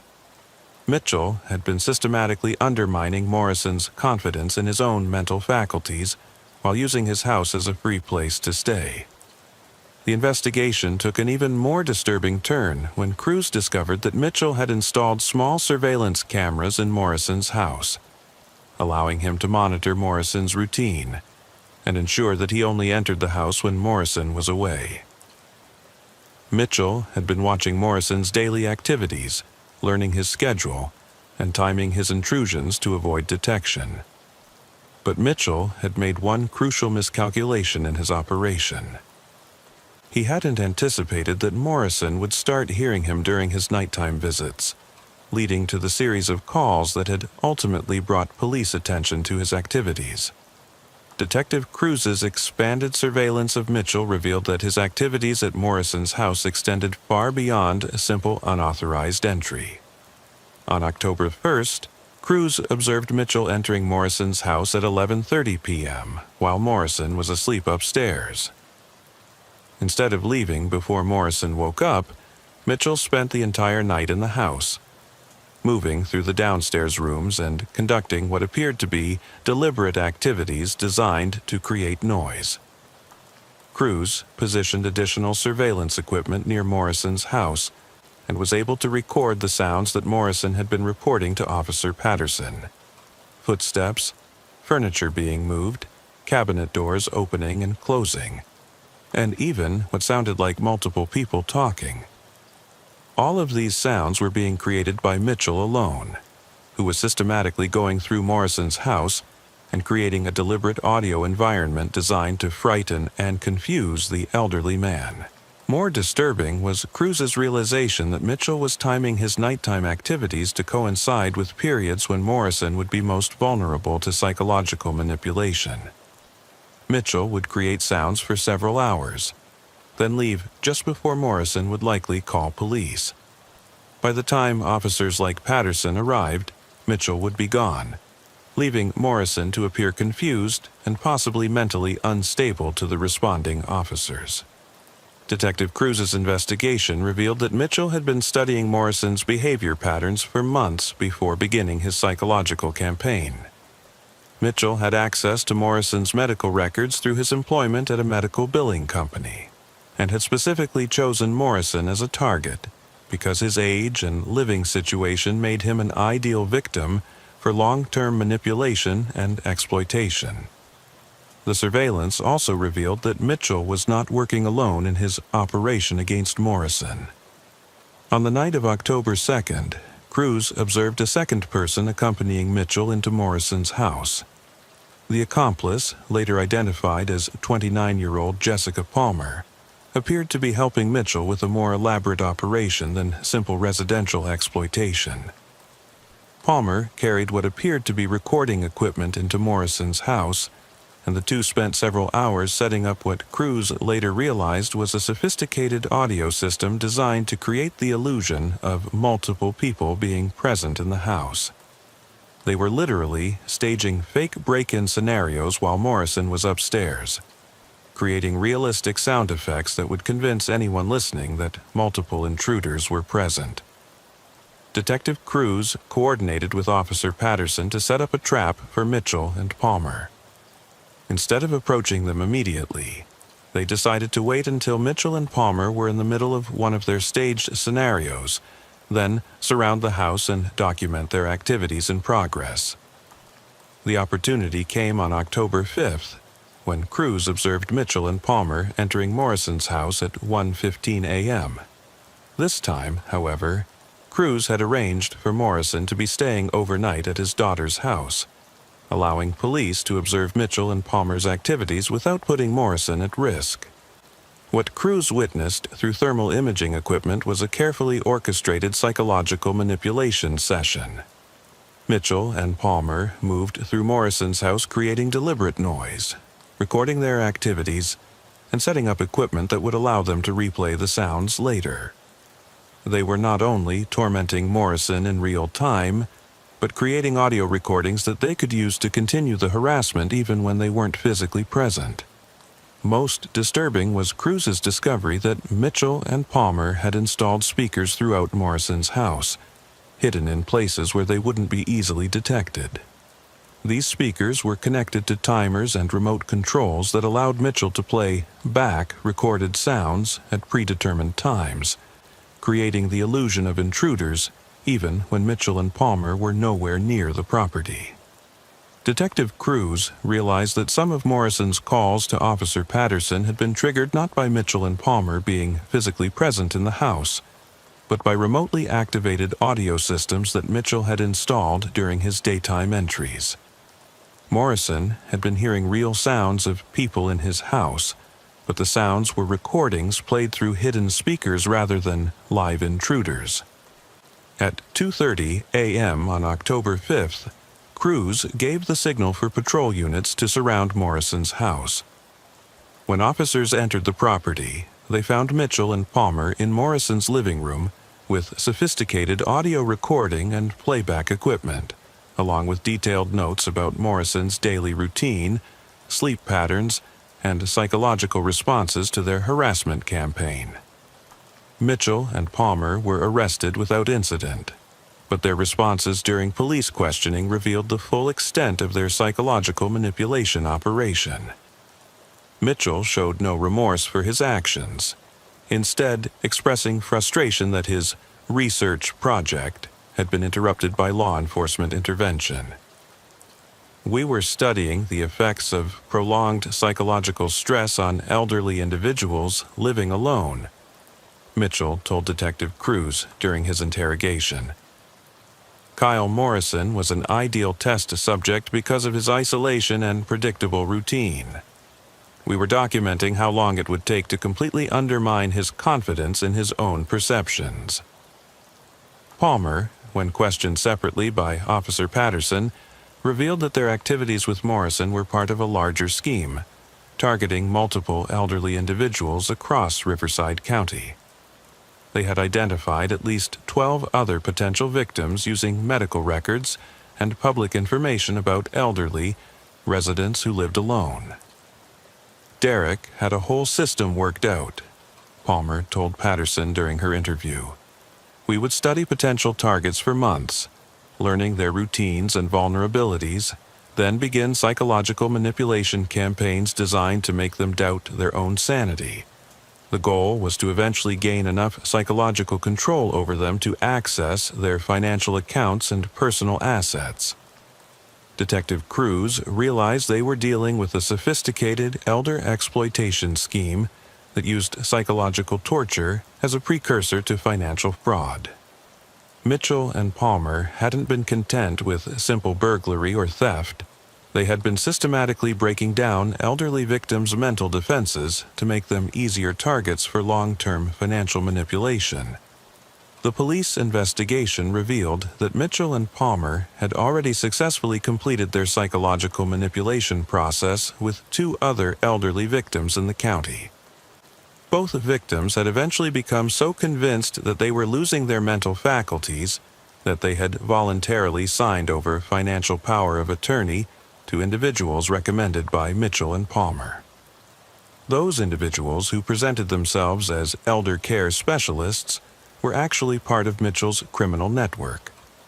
Once they gained financial control over the victims, they systematically drained bank accounts, sold property, and liquidated assets, while the victims remained convinced that their own memory problems were preventing them from managing their affairs properly. Kyle Morrison had been targeted as Mitchell and Palmer's 3rd victim, but his decision to consistently call police rather than simply accepting that he was hearing things had disrupted their timeline and ultimately led to their capture. When Morrison was informed about Mitchell and Palmer's arrest and the true nature of what he had been experiencing, his reaction was a mixture of relief and anger toward the criminals who had targeted him. "I knew I wasn't losing my mind," Morrison told Detective Cruz and Officer Patterson during his debriefing. "I knew what I was hearing was real. But when the police kept finding nothing, I started to doubt myself. That's exactly what they wanted to accomplish." Morrison's house was thoroughly searched by police forensic specialists, who found over 30 hidden speakers, 12 surveillance cameras, and enough recording equipment to stage elaborate fake scenarios. Mitchell had essentially turned Morrison's home into a sophisticated psychological torture chamber, with the ability to create any audio environment he desired at the touch of a button. The discovery of Morrison's case led to a broader police investigation that eventually identified Mitchell and Palmer's network of accomplices and victims. In total, 7 elderly individuals had been targeted for psychological manipulation, with 3 having already been financially exploited before Mitchell and Palmer's arrest. The other victims, when contacted by police, initially had difficulty believing that their experiences had been artificially created. Like Morrison, they had been systematically convinced that they were experiencing age-related mental decline, and some had already made arrangements for assisted living, or had signed over financial responsibilities to third parties. Dr. Amanda Harris, a geriatric psychiatrist who was consulted during the police investigation, explained the psychological impact of Mitchell and Palmer's tactics to the investigating officers. "What they were doing represents one of the most sophisticated forms of elder abuse I've ever encountered in my consulting work with law enforcement. They were using advanced psychological manipulation techniques to convince their victims that they were losing their mental faculties, then exploiting that manufactured vulnerability for financial gain."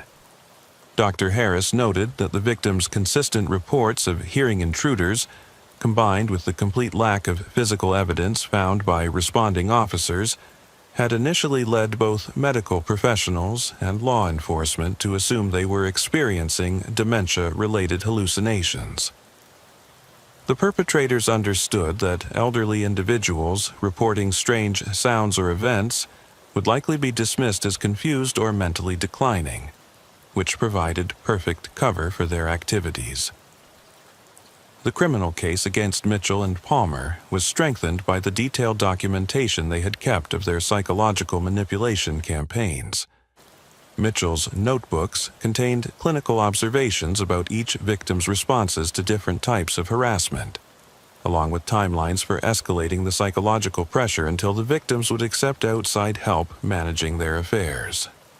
Officer Patterson, who had taken all of Morrison's calls and eventually shifted from viewing them as welfare checks to treating them as legitimate criminal reports, testified about the pattern she had observed in Morrison's reports during the investigation phase. "Looking back, I can see that Mr. Morrison was incredibly consistent in his descriptions of what he was hearing. The details never changed, and his level of fear was always genuine." I wish I had recognized sooner that someone might actually be deliberately creating those sounds. The trial of Derek Mitchell and Jessica Palmer revealed the full scope of their criminal enterprise and its impact on the elderly victims they had targeted. Mitchell was found guilty of elder abuse, fraud, conspiracy, burglary, and psychological torture. Palmer was convicted on similar charges, along with conspiracy to commit financial fraud. During the sentencing phase, several victims testified about the long-term psychological impact of Mitchell and Palmer's manipulation campaign. One victim, 78-year-old Margaret Santos, described how the psychological harassment had destroyed her confidence in her own mental abilities. "They didn't just steal from me," Santos told the court during her victim impact statement. "They stole my faith in my own mind. Even now, knowing that what I experienced wasn't real, I still doubt myself when I hear unexpected sounds in my house." Kyle Morrison's victim impact statement focused on the broader implications of Mitchell and Palmer's crimes for elderly residents and the law enforcement officers who served them. "These people didn't just target my property or my money. They targeted my sanity, my independence, and my dignity. They wanted to convince me that I was losing my mind so they could control every aspect of my life." Mitchell showed no remorse during the trial, instead maintaining that his activities had been research designed to better understand the psychological vulnerabilities of elderly individuals. His complete lack of empathy for his victims and his clinical approach to their suffering disturbed everyone involved in the prosecution. Palmer, in contrast, eventually expressed remorse for her actions and cooperated with prosecutors to identify other potential victims and accomplices in the network. Her cooperation led to the recovery of over $300,000 in assets that had been stolen from elderly victims through the psychological manipulation scheme. But it was Palmer's cooperation that revealed the true scope of what the police investigation had uncovered. During her plea negotiations, Palmer provided information about additional participants in Mitchell's network that extended far beyond Riverside County. What had initially appeared to be a local elder abuse scheme was actually part of a coordinated operation spanning multiple states. Derek was in regular contact with people doing similar operations in Arizona, Nevada, and Colorado, Palmer told prosecutors during her debriefing. They shared information about techniques that worked, ways to avoid detection by law enforcement, and methods for identifying ideal targets. There was an entire online community of people doing this. Detective Cruz's investigation expanded as Palmer provided details about the network's communication methods and organizational structure. Mitchell had been part of what essentially amounted to a criminal franchise system, where experienced operators like himself would train newcomers in psychological manipulation techniques and help them establish their own elder abuse operations in different geographic areas. The FBI's Crimes Against Seniors Unit took over portions of the investigation when the multi-state nature of the network became apparent. Special Agent Rachel Thompson, who specialized in organized elder fraud schemes, coordinated with law enforcement agencies in 6 states to simultaneously investigate Mitchell's associates and their victims. What Agent Thompson's investigation revealed was more disturbing than the local police had initially anticipated. Mitchell's network had developed what they called standardized protocols for psychological manipulation of elderly victims. These protocols had been refined over several years and were being distributed through encrypted online forums where participants shared their experiences and improved their techniques. The protocols discovered by federal investigators were disturbingly comprehensive, covering every aspect of victim selection, surveillance, psychological profiling, and manipulation. Mitchell had essentially created an instruction manual for systematic elder abuse that could be replicated by anyone with basic technical skills and access to elderly targets. Agent Thompson's team discovered that the network maintained detailed databases of elderly individuals across multiple states, complete with information about their living situations, medical conditions, financial status, and family relationships. This information was being gathered from multiple sources, including medical billing records, public records, and social media surveillance. Most chilling was the discovery that the network had been conducting what they called test operations in rural communities where law enforcement resources were limited, and elderly residents were more isolated. These test operations allowed new participants to practice their psychological manipulation techniques on victims who were less likely to report suspicious activities to police or be believed if they did report them. The investigation identified at least 47 elderly victims across 6 states who had been targeted by Mitchell's network over a 3-year period. Of these, 23 had died during or shortly after the psychological manipulation campaigns, though investigators were unable to determine how many of these deaths were directly caused by the stress and trauma of the abuse versus natural causes. What made the investigation particularly disturbing was the clinical nature of the network's documentation. Participants kept detailed records of their victims' psychological responses to different types of harassment, creating what amounted to research data on the most effective methods for breaking down elderly individuals' mental defenses. Dr. James Patterson, a forensic psychologist who was consulted during the federal investigation, described the network's methods as representing one of the most sophisticated applications of psychological torture techniques he had encountered outside of military or intelligence contexts. What these individuals developed was essentially a systematic approach to psychological warfare against vulnerable elderly populations, Dr. Patterson explained in his report to federal investigators. The techniques they used were designed to create maximum psychological distress while leaving minimal physical evidence, making detection by law enforcement extremely difficult. The investigation also revealed that Mitchell's network had been evolving their techniques based on law enforcement responses to their activities. When psychological manipulation alone wasn't sufficient to gain control over victims, they had begun incorporating physical surveillance, medical fraud, and, in some cases, direct threats against family members. Agent Thompson's team discovered evidence that the network had been infiltrating assisted living facilities, nursing homes, and home health care services to gain direct access to potential victims.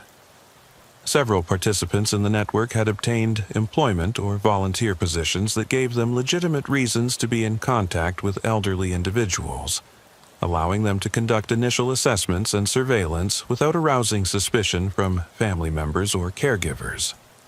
The case took an even more disturbing turn when investigators discovered that Mitchell's network had been documenting their activities not just for operational purposes, but for entertainment. Encrypted video files recovered from Mitchell's computer showed surveillance footage of elderly victims during psychological manipulation sessions, along with audio recordings of distressed phone calls to police dispatchers like Officer Patterson. These recordings had been shared among network participants as examples of successful operations, and were being used to train new participants in effective manipulation techniques.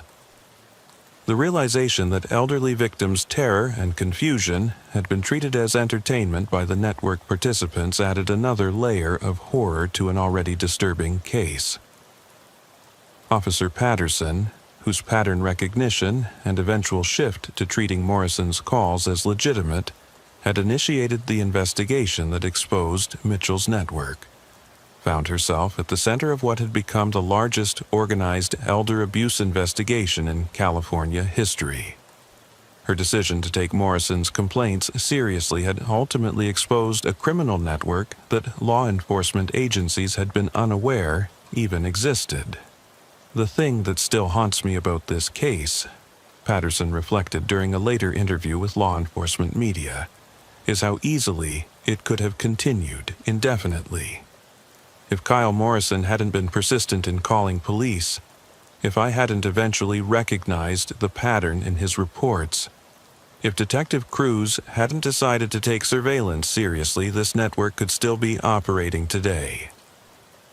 The FBI's investigation eventually led to arrests in 6 states and the identification of over 100 elderly victims who had been targeted by Mitchell's network or similar operations. Many of these victims had died before the network was exposed, taking with them the full extent of the psychological torture they had endured. The trial phase of the Mitchell Network case began 18 months after Morrison's first call to Officer Patterson, and lasted for over a year as prosecutors worked to present evidence against 14 defendants across multiple jurisdictions. The complexity of the case required coordination between federal and state prosecutors, and the testimony of dozens of elderly victims who had survived the psychological manipulation campaigns. Mitchell himself was found guilty on 47 counts of elder abuse, fraud, conspiracy, and what prosecutors termed systematic psychological torture. The judge, in imposing Mitchell's sentence, noted that the case represented a new category of criminal behavior that existing laws were barely adequate to address. Mr. Mitchell, you have systematically weaponized the trust and vulnerability of elderly citizens against them, Judge Patricia Williams stated during sentencing. You have created an industry of psychological torture that has caused immeasurable suffering to some of our society's most vulnerable members. Mitchell was sentenced to life in prison without the possibility of parole, becoming one of the first individuals in California history to receive a life sentence for elder abuse crimes that did not involve physical violence or murder. The precedent set by his sentencing would later influence how similar cases were prosecuted in other jurisdictions. Palmer received a sentence of 25 years with the possibility of parole after 15 years, a reduction from the life sentence she might have faced due to her cooperation with investigators. Her testimony had been crucial in exposing the full extent of the network and identifying victims who might otherwise never have been discovered. The psychological impact on the victims who survived Mitchell's network was severe and lasting. Follow-up studies conducted by Dr. Patterson found that many victims continued to experience symptoms consistent with complex post-traumatic stress disorder years after their abuse had ended. Kyle Morrison, despite being one of the victims who had suffered the least extensive abuse due to the early intervention by law enforcement, continued to struggle with the psychological effects of his experience. He installed extensive security systems in his home, moved his bedroom to the ground floor to avoid being isolated upstairs, and required ongoing therapy to address persistent anxiety and hypervigilance. The worst part isn't even what they did to me, Morrison told Dr. Patterson during a follow-up interview 2 years after Mitchell's arrest. It's knowing that they're still out there. Maybe not Derek Mitchell specifically, but others like him. People who see elderly individuals as nothing more than test subjects for their sick experiments. Morrison's concern proved to be well-founded. Despite the success in dismantling Mitchell's specific network, Agent Thompson's investigation revealed that similar operations were continuing to emerge in other parts of the country. The techniques and protocols that Mitchell had developed were still circulating in online communities, and new operators were adapting them for use in different regions. The FBI established a specialized task force focused on organized elder abuse schemes, with Agent Thompson serving as its director. The task force worked to identify and shut down operations similar to Mitchell's network. But the distributed nature of the criminal activity and the vulnerability of the target population made complete prevention extremely difficult. Officer Patterson, whose pattern recognition had been crucial in exposing Mitchell's network, found herself dealing with long-term effects as well. She had developed what her department psychologist described as hypervigilance toward elderly callers, becoming intensely focused on identifying potential patterns of abuse in routine police calls. Every time an elderly person calls for police assistance now, I find myself analyzing their voice for signs of long-term psychological manipulation, Patterson explained during a law enforcement conference on elder abuse recognition. I know that sounds like it might be excessive, but Kyle Morrison taught me that sometimes the most persistent callers are the ones who most need our help. Patterson became an advocate for improved training for police officers in recognizing signs of systematic elder abuse, and her protocols for pattern recognition in emergency calls were adopted by police departments across the country.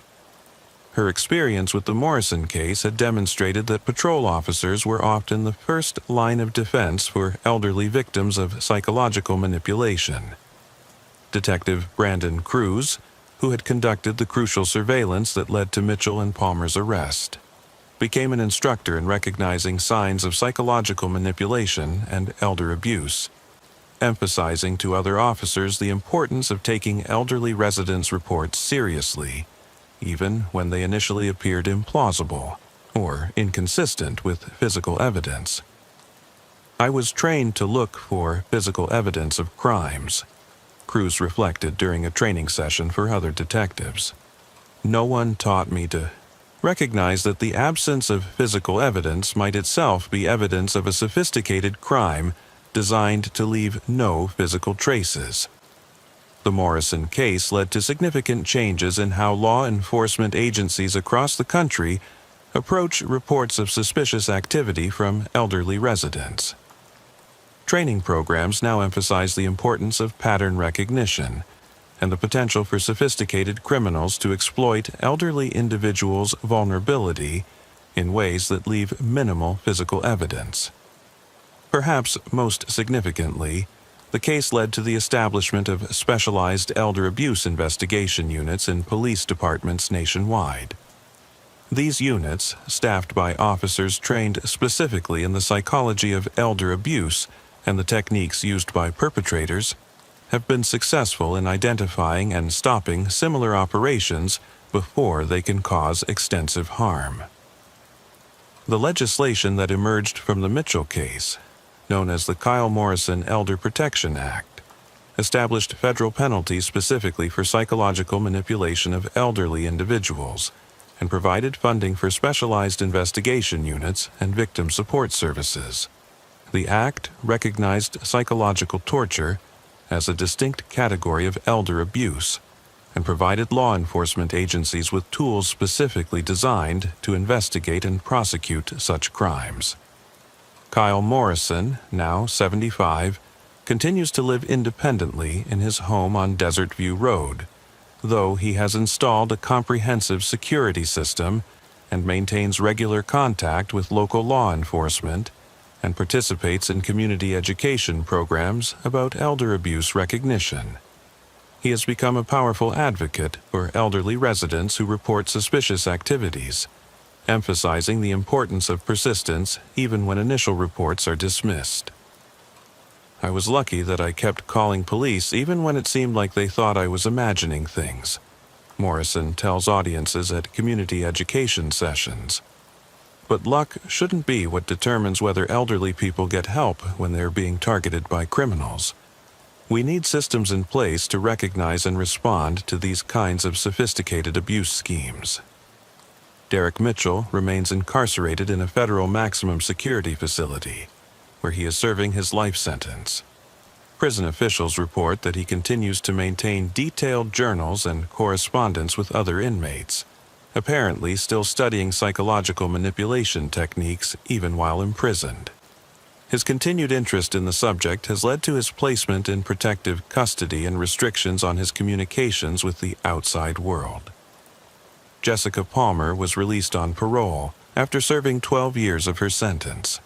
She now works with victim advocacy organizations and law enforcement agencies, providing training on recognizing and investigating psychological manipulation schemes. Her cooperation with investigators and ongoing efforts to help other victims have been credited with preventing similar operations from developing in several states. Officer Nicole Patterson continues to serve with the Riverside Police Department and has been promoted to sergeant. specializing in crimes against vulnerable populations. She often reflects on how Morrison's persistent calls led to the exposure of a criminal network that most police officers never imagined could exist. The Mitchell case taught us that elder abuse has evolved far beyond the simple financial exploitation or physical neglect that we used to focus on. Patterson explains to audiences of investigators and prosecutors. We're now dealing with criminals who understand psychology, technology, and law enforcement procedures well enough to create abuse schemes that are nearly invisible to traditional investigation methods. The online communities where Mitchell's network had shared techniques and coordinated activities remain a focus of ongoing FBI investigation. While the specific forums used by Mitchell's network have been shut down, new communities continue to emerge, requiring constant vigilance from law enforcement agencies specializing in digital crimes. Agent Thompson's task force has identified and disrupted 12 additional elder abuse networks since the Mitchell case, preventing an estimated $2.3 million in financial fraud and protecting over 200 elderly individuals from psychological manipulation campaigns. However, Thompson acknowledges that the distributed nature of these criminal operations makes complete prevention extremely challenging. For every network we identify and shut down, we have to assume there are others operating that we haven't discovered yet, Thompson explains to law enforcement conferences.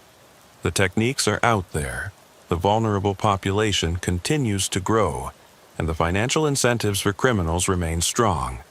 This is going to be an ongoing battle for law enforcement. The case of Kyle Morrison and the night shift serial caller has fundamentally changed how law enforcement agencies approach reports of suspicious activity from elderly residents. What began as a routine response to repeated calls has become a landmark case in the recognition and investigation of sophisticated elder abuse schemes. But perhaps the most important legacy of the Morrison case is the recognition that elderly individuals reporting seemingly implausible events may be victims of crimes specifically designed to make their reports seem implausible to law enforcement. The systematic psychological manipulation that Kyle Morrison endured was intended to make him appear confused or mentally unstable to the very police officers he was calling for help. In the end, Morrison's persistence in calling police, Officer Patterson's eventual recognition of patterns in those calls, and Detective Cruz's decision to take those patterns seriously combined to expose a criminal network that might otherwise have continued operating indefinitely. Their experience serves as a reminder that sometimes the most important thing law enforcement can do is simply listen carefully to the people who need help the most, even when their stories initially seem impossible to believe. The case has also highlighted the importance of community policing and building relationships with vulnerable populations. Officer Patterson's familiarity with Morrison and her willingness to spend time on what initially appeared to be routine welfare checks ultimately led to the exposure of a sophisticated criminal network. Detective Cruz's surveillance work demonstrated the value of taking a proactive investigative approach to cases that might initially appear to be minor or routine. His decision to treat Morrison's situation as a potential crime rather than simply a welfare issue, was crucial to breaking the case. The Morrison case continues to be studied at police academies and law enforcement training centers across the country as an example of how routine police work can uncover sophisticated criminal operations. It serves as a reminder that the most important cases often begin with the most mundane calls. For the Riverside Police Department, the case led to fundamental changes in how officers approach elderly residents and reports of suspicious activity. The department now has specialized protocols for handling reports from elderly residents, emphasizing the importance of pattern recognition and thorough documentation. The case also demonstrated the value of interdisciplinary cooperation in law enforcement. The collaboration between patrol officers like Patterson, detectives like Cruz, federal agents like Thompson, and mental health professionals like Dr. Harris was essential to understanding and prosecuting the full scope of Mitchell's network. Today, when police officers across the country receive calls from elderly residents reporting suspicious activities, they are trained to listen not just for immediate threats, but for patterns that might indicate long-term psychological manipulation. Kyle Morrison's voice, frightened and confused during those September nights in 2020, has become a training example for thousands of law enforcement officers who now understand that sometimes the most persistent callers are the ones who most desperately need someone to believe them. The legacy of the Morrison case extends beyond law enforcement training to broader community awareness about elder abuse and the importance of taking elderly residents' concerns seriously. Community organizations, healthcare providers, and social services now work more closely with police departments to identify and prevent sophisticated elder abuse schemes. The case has also influenced legislation at both state and federal levels, leading to increased funding for elder abuse investigation and prevention programs, stronger penalties for psychological manipulation of elderly individuals, and better training for law enforcement officers in recognizing sophisticated abuse schemes. Perhaps most importantly, the Morrison case has demonstrated that elderly individuals who report seemingly unusual or implausible events should be taken seriously, and their reports thoroughly investigated.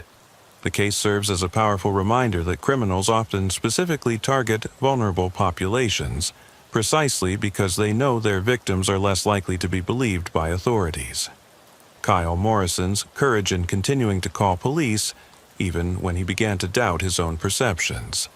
Officer Patterson's professionalism in treating each call seriously, and Detective Cruz's investigative skills in recognizing the true nature of the situation combined to expose a criminal network that was causing immeasurable harm to vulnerable elderly individuals. The Mitchell case stands as one of the most important elder abuse investigations in modern law enforcement history, not just because of the number of victims involved or the sophistication of the criminal network, but because it fundamentally changed how law enforcement agencies think about protecting vulnerable populations from sophisticated predators. The case continues to influence law enforcement training, community policing practices, and elder abuse prevention efforts across the country. It serves as a permanent reminder that the most vulnerable members of our communities deserve the same level of professional investigation and protection as any other crime victims, and that sometimes the most important thing law enforcement can do is simply listen and believe. Officer Brandon Coleman had been working the graveyard shift for the Riverside Police Department for 8 years, and he thought he had seen every type of abandoned vehicle situation the city could produce. Cars left by drunk drivers who had walked home, vehicles abandoned after minor accidents, or simply broken-down cars whose owners planned to retrieve them in the morning. All routine situations that required standard documentation and towing procedures. But on the night of November 18, 2021, at 2:17 a.m., Coleman would discover a 2019 black Chevrolet Impala in the parking lot of an abandoned shopping center that would launch an investigation into one of the most disturbing cases in the department's history. The Impala was parked in the far corner of the lot behind what used to be Morrison's department store, a massive retail space that had been empty for 3 years. Coleman had been patrolling this area regularly as part of his route, checking for vandalism, drug activity, or homeless encampments that sometimes formed in abandoned commercial properties. The parking lot was usually completely empty at this hour, which was why the lone vehicle immediately caught his attention. As Coleman pulled his patrol car behind the Impala and activated his emergency lights, he noticed several things that seemed unusual. The car was positioned perfectly within the parking lines, as if the driver had been particularly careful about proper parking. The vehicle appeared to be in excellent condition. No damage, clean paint, and relatively new tires. Coleman approached the driver's side and immediately noticed that the car was empty, but the keys were hanging from the ignition. When he tested the key, the Impala started immediately with no mechanical issues. The fuel gauge showed nearly a full tank, and all electrical systems appeared to be functioning normally. Coleman ran the license plate through the police database. California. Plate 8 GHK 542, registered to Detective Marcus Reynolds of the San Bernardino County Sheriff's Department. The registration was current, and when Coleman ran Reynolds' name through the law enforcement database, he found an active missing person report filed just 18 hours earlier. This immediately elevated the situation from a routine abandoned vehicle to a potential emergency involving a fellow law enforcement officer. Coleman radioed for his supervisor, Sergeant Patricia Hayes, and requested that dispatch contact the San Bernardino County Sheriff's Department for more information about Detective Reynolds' disappearance. While waiting for backup, Coleman began a more thorough examination of the vehicle and discovered the first in a series of disturbing details that would transform this into something far more sinister than a missing officer case. On the front passenger seat was Detective Reynolds' service weapon, a Glock 22 in its holster, positioned carefully in the center of the seat. Next to the weapon was Reynolds' badge and identification, along with what appeared to be a case file folder marked Confidential Internal Investigation. Coleman photographed everything before disturbing the scene, following protocol for potentially serious crimes involving law enforcement personnel. The careful positioning of Reynolds' badge and weapon on the passenger seat suggested they had been deliberately placed there rather than forgotten or hastily abandoned. When Coleman opened the case file, he found documents that made him immediately call for Detective Amanda Russell, the department's senior investigator. The file contained internal affairs, investigation reports documenting corruption allegations against multiple officers in the San Bernardino County Sheriff's Department, including Detective Reynolds himself. According to the documents, Reynolds had been under investigation for evidence tampering, witness intimidation, and possible involvement in drug trafficking through his position in the Narcotics Division. More disturbing were handwritten notes in Reynolds' writing that suggested he had been gathering evidence against his fellow officers in exchange for immunity from prosecution. Sergeant Hayes arrived at the scene 20 minutes after Coleman's call, accompanied by Detective Russell. As Coleman briefed them on what he had found, Russell immediately recognized the significance of finding a potentially corrupt detective's vehicle with his service weapon and sensitive internal affairs documents deliberately positioned for discovery. "This isn't an abandoned vehicle," Russell told Coleman and Hayes as she examined the scene. "This is either a crime scene or someone wanted us to think it was a crime scene. Either way, we're dealing with something that involves a police corruption and a missing officer who was apparently cooperating with internal investigators." Russell decided to expand the search beyond the immediate area around Reynolds' vehicle. The abandoned shopping center covered approximately 10 acres, with multiple buildings, loading docks, and service areas where evidence might be hidden or where Reynolds himself might be found. Using high-powered flashlights, the officers began a systematic search of the property. Behind the old department store, they discovered a service entrance that had been recently forced open. The door showed fresh pry marks, and the lock mechanism had been completely destroyed. Inside the abandoned store, Russell found evidence that someone had been using the space recently. In what had once been the store's management office, there were signs of recent occupation: food containers, water bottles, and what appeared to be surveillance equipment including cameras and recording devices. Most disturbing was what Russell found in the store's former security office. The walls were covered with photographs of various police officers, all apparently taken without their knowledge. The photos showed officers at work, at home, and in social situations, suggesting extensive surveillance of multiple law enforcement personnel. Among the photographs, Russell found pictures of Detective Reynolds taken over what appeared to be several weeks.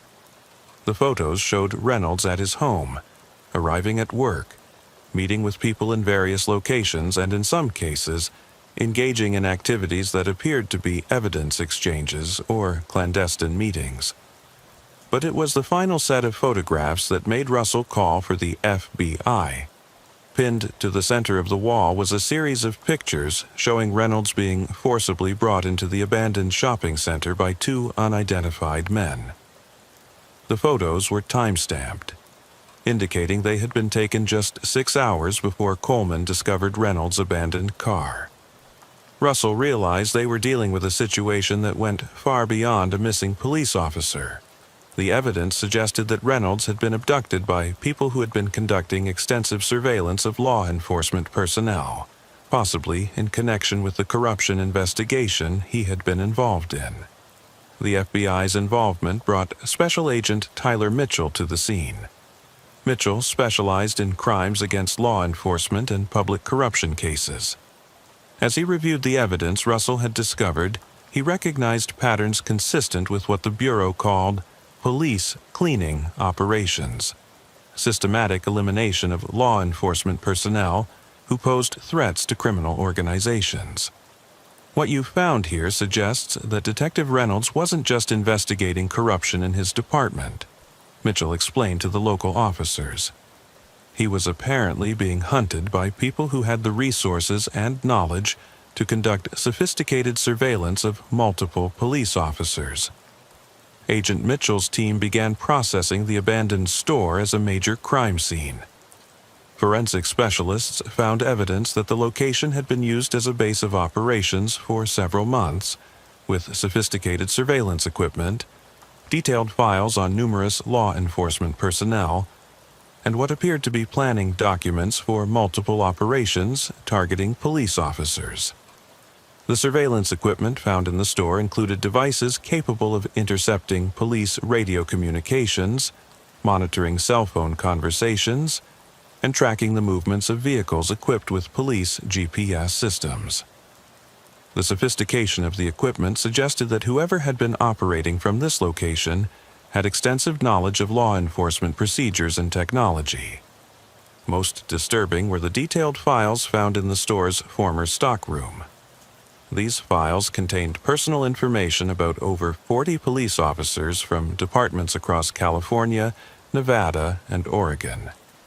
Each file included home addresses, family information, work schedules, and detailed assessments of each officer's potential vulnerability to corruption or elimination.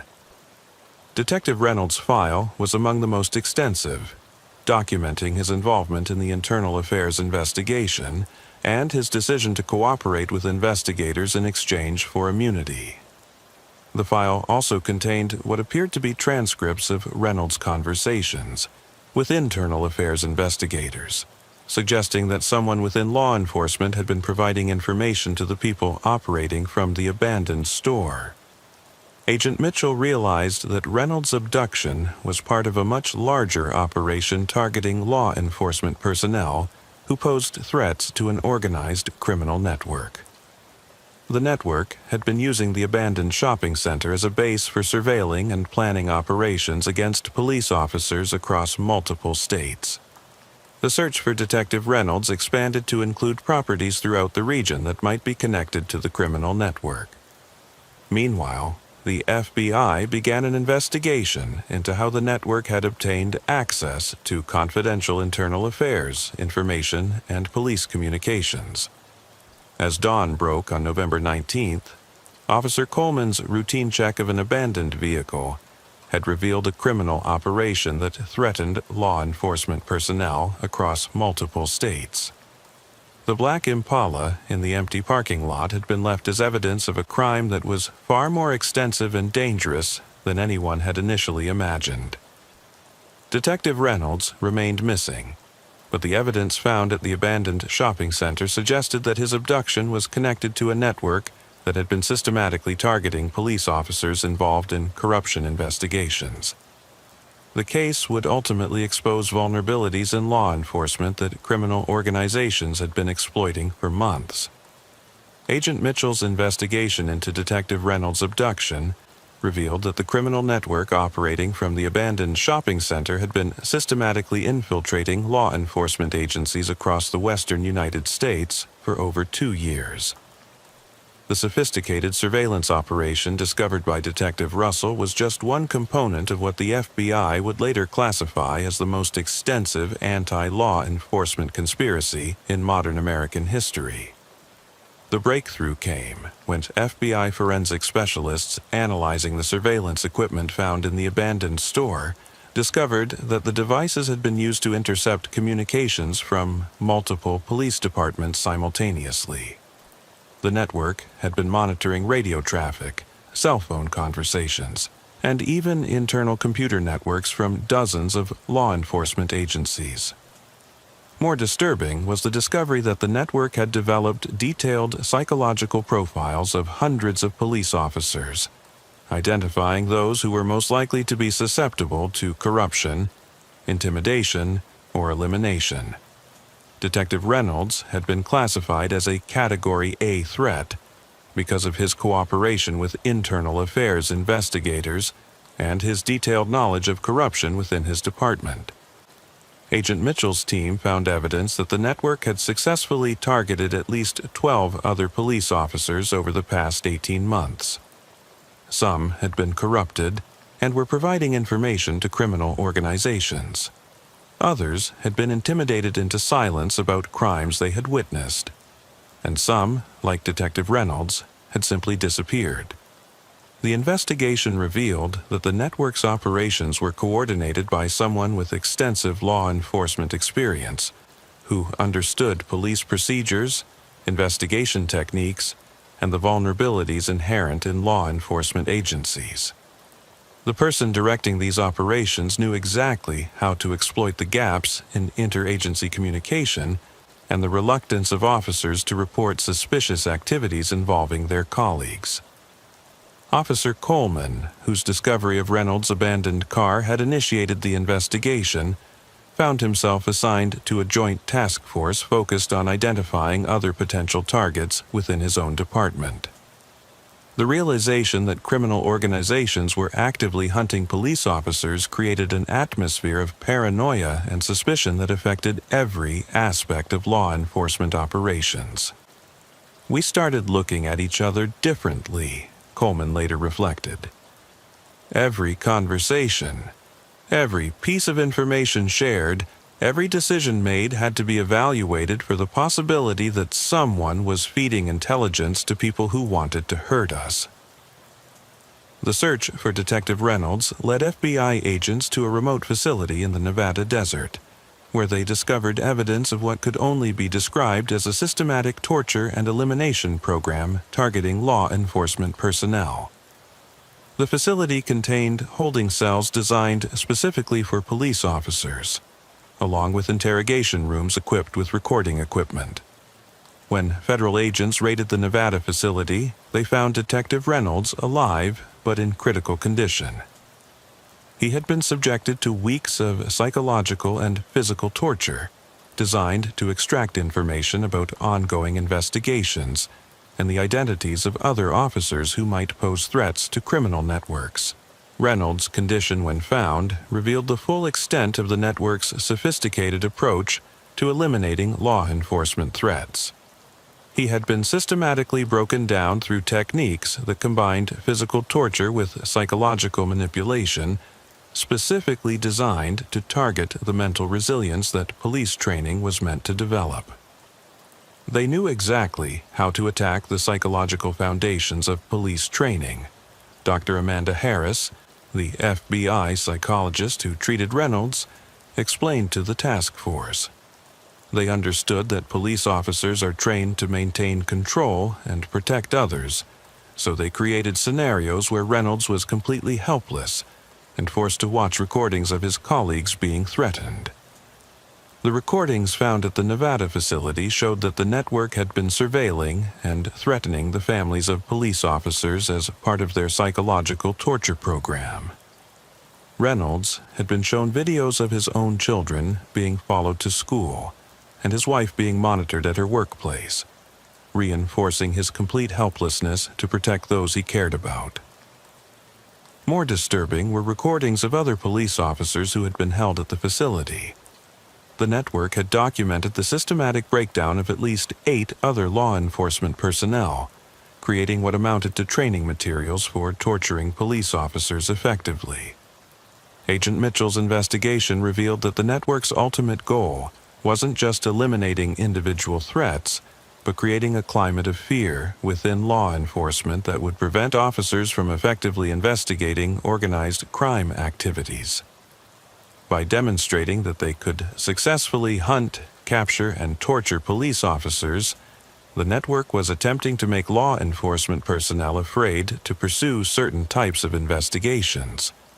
The network had also been using the information extracted from tortured officers to compromise ongoing investigations and identify confidential informants. Several major drug trafficking and organized crime cases had been compromised because the network had obtained detailed information about investigative techniques and personnel involved. Detective Russell, who had discovered the initial evidence at the abandoned shopping center, found herself assigned to a specialized unit focused on investigating corruption within law enforcement agencies that might be connected to the network. Her investigation revealed that the network had successfully placed informants within police departments, sheriff's offices, and even federal agencies. The most terrifying aspect of this case, Russell told a law enforcement conference months later, was realizing that people we worked with every day, people we trusted with our lives, might be providing information to organizations that wanted to torture and kill us. The investigation into the network's law enforcement connections led to the arrest of 17 police officers, 6 sheriff's deputies, and 3 federal agents who had been providing information in exchange for money or protection from the network's elimination program.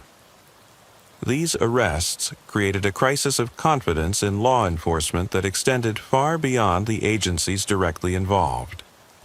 Officer Coleman found that his routine abandoned vehicle discovery had ultimately led to the exposure of corruption that reached into the highest levels of law enforcement in multiple states. The black Impala in the abandoned shopping center parking lot had been the first visible evidence of a conspiracy that threatened the fundamental integrity of police work. The network's leaders, when finally arrested, showed no remorse for their systematic torture and murder of police officers. They maintained that law enforcement had become a threat to their business operations, and that eliminating or controlling police personnel was simply a necessary business expense.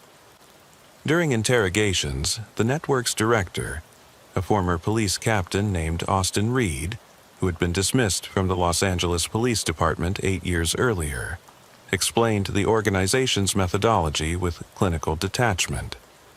Police officers are trained to be predictable, Reed told Agent Mitchell during his confession. They follow procedures, they trust their colleagues, and they believe in the system they serve. All of these characteristics make them easy to manipulate and ultimately eliminate when they become inconvenient. Reed's network had developed what he called law enforcement elimination protocols that could be applied to any police department in the country. The protocols involved systematic surveillance, psychological profiling, infiltration of communication networks, and ultimately, the capture and torture of officers who posed specific threats. The case against Reed and his network revealed that they had been responsible for the disappearances of over 30 law enforcement personnel across 7 states over a 3-year period. Most of these disappearances had been classified as voluntary departures or accidents, allowing the network to operate without detection for an extended period. Detective Reynolds, despite his survival, was permanently disabled by the psychological trauma he had endured.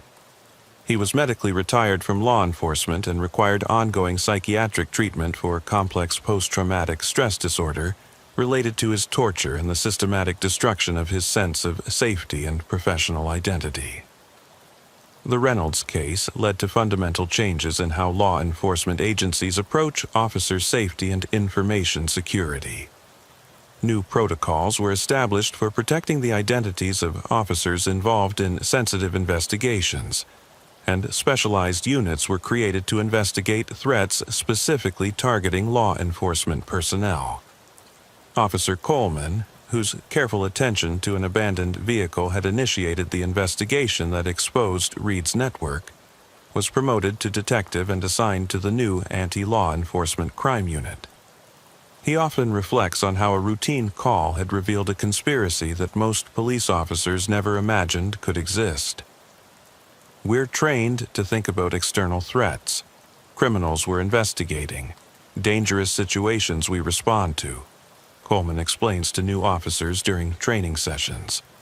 "But this case taught us that some of the most dangerous threats come from people who understand exactly how we think and how we operate, and who use that knowledge against us." The abandoned shopping center where Reed's network had operated was demolished 6 months after the investigation concluded.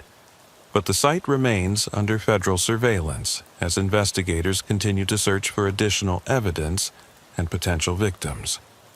The case demonstrated that criminal organizations had evolved to specifically target law enforcement as a strategic priority, transforming routine police work into a potentially deadly profession in ways that traditional training had never anticipated.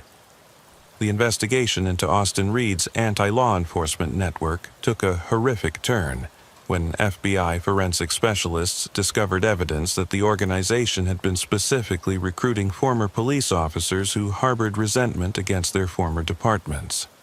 Agent Mitchell's team found personnel files showing that Reed had systematically targeted ex-officers who had been dismissed for misconduct, passed over for promotion, or forced into early retirement.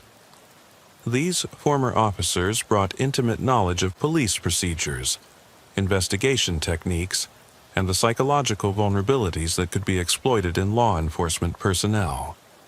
More disturbing, they knew exactly how to manipulate the trust and brotherhood that existed within police departments to gain access to sensitive information and identify vulnerable targets.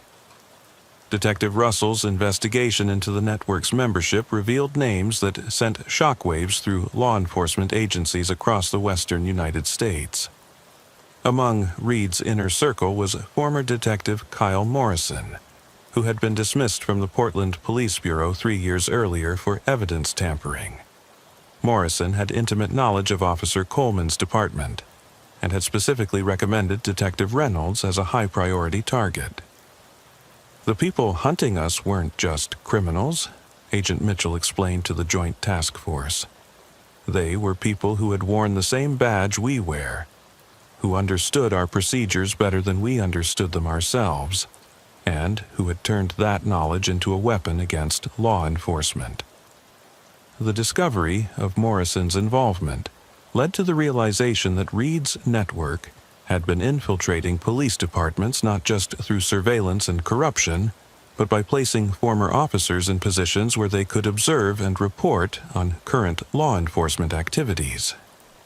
Morrison had been working as a security consultant for several private companies that contracted with police departments, giving him access to facilities, personnel, and operational information.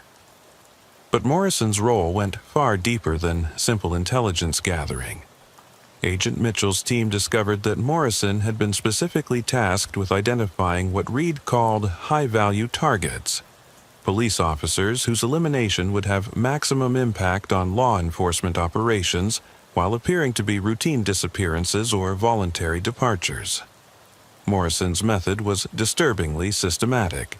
He would study personnel files, performance evaluations, and case assignments to identify officers who possessed critical knowledge about ongoing investigations, had access to sensitive intelligence, or were involved in internal affairs, investigations that threatened corrupt officers within police departments. Agent Mitchell's team discovered that Morrison had been systematically gathering intelligence on police officers throughout Oregon and California, creating detailed profiles that Reed's network used to identify targets for corruption, intimidation, or elimination.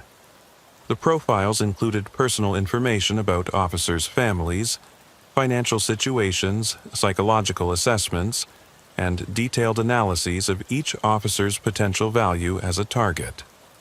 Officer Coleman found his own name in Morrison's files, along with assessments of his patrol routes, response patterns, and personal vulnerabilities. The file noted that Coleman was methodical and observant, but potentially useful as an unwitting intelligence asset due to his regular contact with crime scenes and evidence. More disturbing, Morrison had documented Coleman's work schedule, home address, family members, and even the route he took to work each day. Reading that file was like having someone dissect your entire professional life, Coleman later told Internal Affairs investigators. They knew things about my work habits that I didn't even realize I had, and they were planning to use that knowledge against me and my fellow officers. The Morrison file contained detailed psychological assessments of over 200 police officers from Coleman's department alone. Each assessment included recommendations for how the officer could be approached for recruitment as an informant, targeted for elimination, or manipulated to provide intelligence without their knowledge. Morrison had identified Officer Coleman as someone who could be leveraged through family pressure due to his close relationship with his elderly parents and his concern for their safety. The file contained photographs of Coleman's parents, their daily routines, medical appointments, and even the security systems at their home. The investigation revealed that Reed's network had been responsible for the disappearances of far more law enforcement personnel than initially suspected. Cross-referencing missing officer reports with the network's target files, Agent Mitchell identified 37 police officers, sheriff's deputies, and federal agents who had vanished over the past 4 years, under circumstances that had been initially attributed to voluntary departures or accidents. Each disappearance had been carefully planned to avoid suspicion. Officers with family problems were made to appear to have left voluntarily to escape personal difficulties. Officers with financial troubles were made to appear to have fled to avoid debt obligations. Officers with health issues were made to appear to have suffered accidents or medical emergencies. Most of these officers had been involved in investigations that threatened organized crime operations, or had been identified as potential witnesses in corruption cases. Reed's network had been systematically eliminating law enforcement personnel who posed threats to criminal organizations, while making their disappearances appear to be routine personnel matters rather than murders. Detective Russell discovered that the network's method for eliminating police officers was particularly sophisticated. Instead of simply murdering targets, they would stage elaborate scenarios designed to make the officers appear to have abandoned their duties, committed crimes, or suffered accidents. This approach served multiple purposes. It eliminated the threat posed by the officer, discredited them professionally, and demoralized their colleagues. The Nevada facility, where Detective Reynolds had been held, was just one of several locations where the network conducted what they called law enforcement processing. FBI raids on 3 additional facilities in California, Arizona, and Colorado revealed holding areas specifically designed for police officers, with restraint systems that accounted for law enforcement training in escape and resistance techniques. These facilities contained evidence of systematic torture programs that had been refined over years of experience with law enforcement personnel. The network had developed specific techniques for breaking down the psychological resilience that police training was meant to instill, using officers' protective instincts and sense of duty against them. The facilities were designed like professional interrogation centers, but with modifications that specifically targeted police psychology. Each holding cell contained surveillance equipment that allowed the network to monitor officers' responses to different types of psychological pressure. The cells were equipped with speakers that could play recordings of the officers' family members being threatened, their colleagues being tortured, or their departments being compromised. Dr. Amanda Harris, the FBI psychologist treating survivors found at these facilities, described the network's methods as representing the most sophisticated understanding of law enforcement psychology she had encountered outside of official training programs. They had studied police officers like laboratory subjects, Dr. Harris explained to Agent Mitchell's team. They understood exactly how to exploit the characteristics that make someone effective in law enforcement: the need to protect others, the sense of duty, the willingness to sacrifice for the greater good, and turn those strengths into vulnerabilities. The network had developed what they called police-specific torture protocols that were designed to break down law enforcement personnel more efficiently than traditional torture methods. These protocols exploited officers' training and resistance techniques by using their own training against them, creating scenarios where their resistance actually increased their suffering. The survivors found at Reed's facilities provided testimony that revealed the full extent of the network's anti-law enforcement operations. Officers had been forced to watch recordings of their colleagues being tortured, their families being threatened, and their departments being compromised through information extracted from previous victims. The psychological impact on the surviving officers was severe and lasting. Unlike civilian torture victims, these officers had been specifically targeted because of their profession, creating a sense that their chosen career had made them and their families vulnerable to systematic persecution. Detective Russell interviewed Sergeant Jessica Williams, a 15-year veteran of the San Francisco Police Department who had been held at the Nevada facility for 6 weeks before the FBI raid. Williams described how the network had used her knowledge of police procedures against her during interrogation sessions. They knew exactly how we're trained to resist interrogation, Williams told Russell during her debrief. But they also knew how to exploit the fact that we're trained to protect others above ourselves. They would show me videos of my partner being tortured in another room, and they knew that I would break down faster to stop his suffering than I ever would to stop my own. The network had also been using tortured officers to create what they called law enforcement intelligence databases, containing detailed information about ongoing investigations, informant networks, and interagency cooperation efforts. This information was being sold to criminal organizations across the country, allowing them to stay ahead of law enforcement efforts and eliminate threats before they could develop.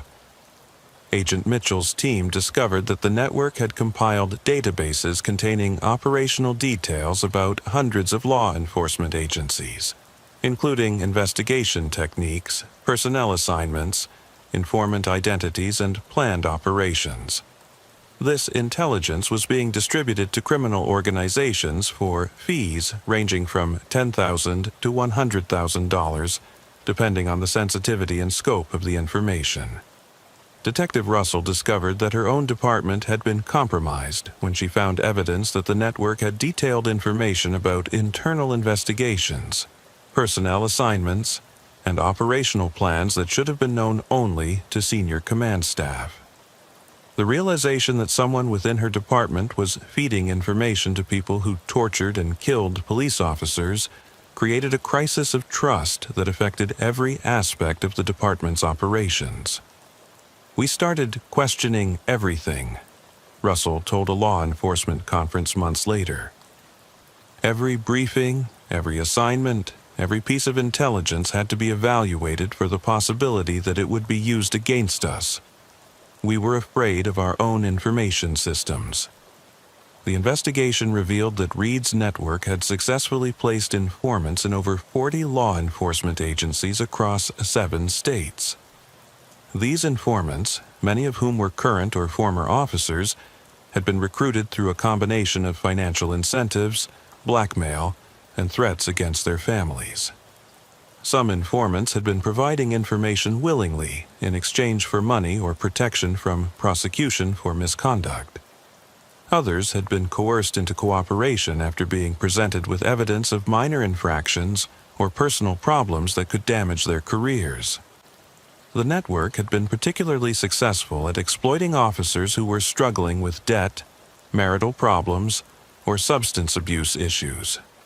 The recruitment process used by Reed's network was sophisticated and systematic. They would identify vulnerable officers through financial records, personnel files, and behavioral observations, then approach them gradually with offers of assistance or support. Once an officer accepted any form of help from the network, they would be gradually drawn into providing information in exchange for continued support.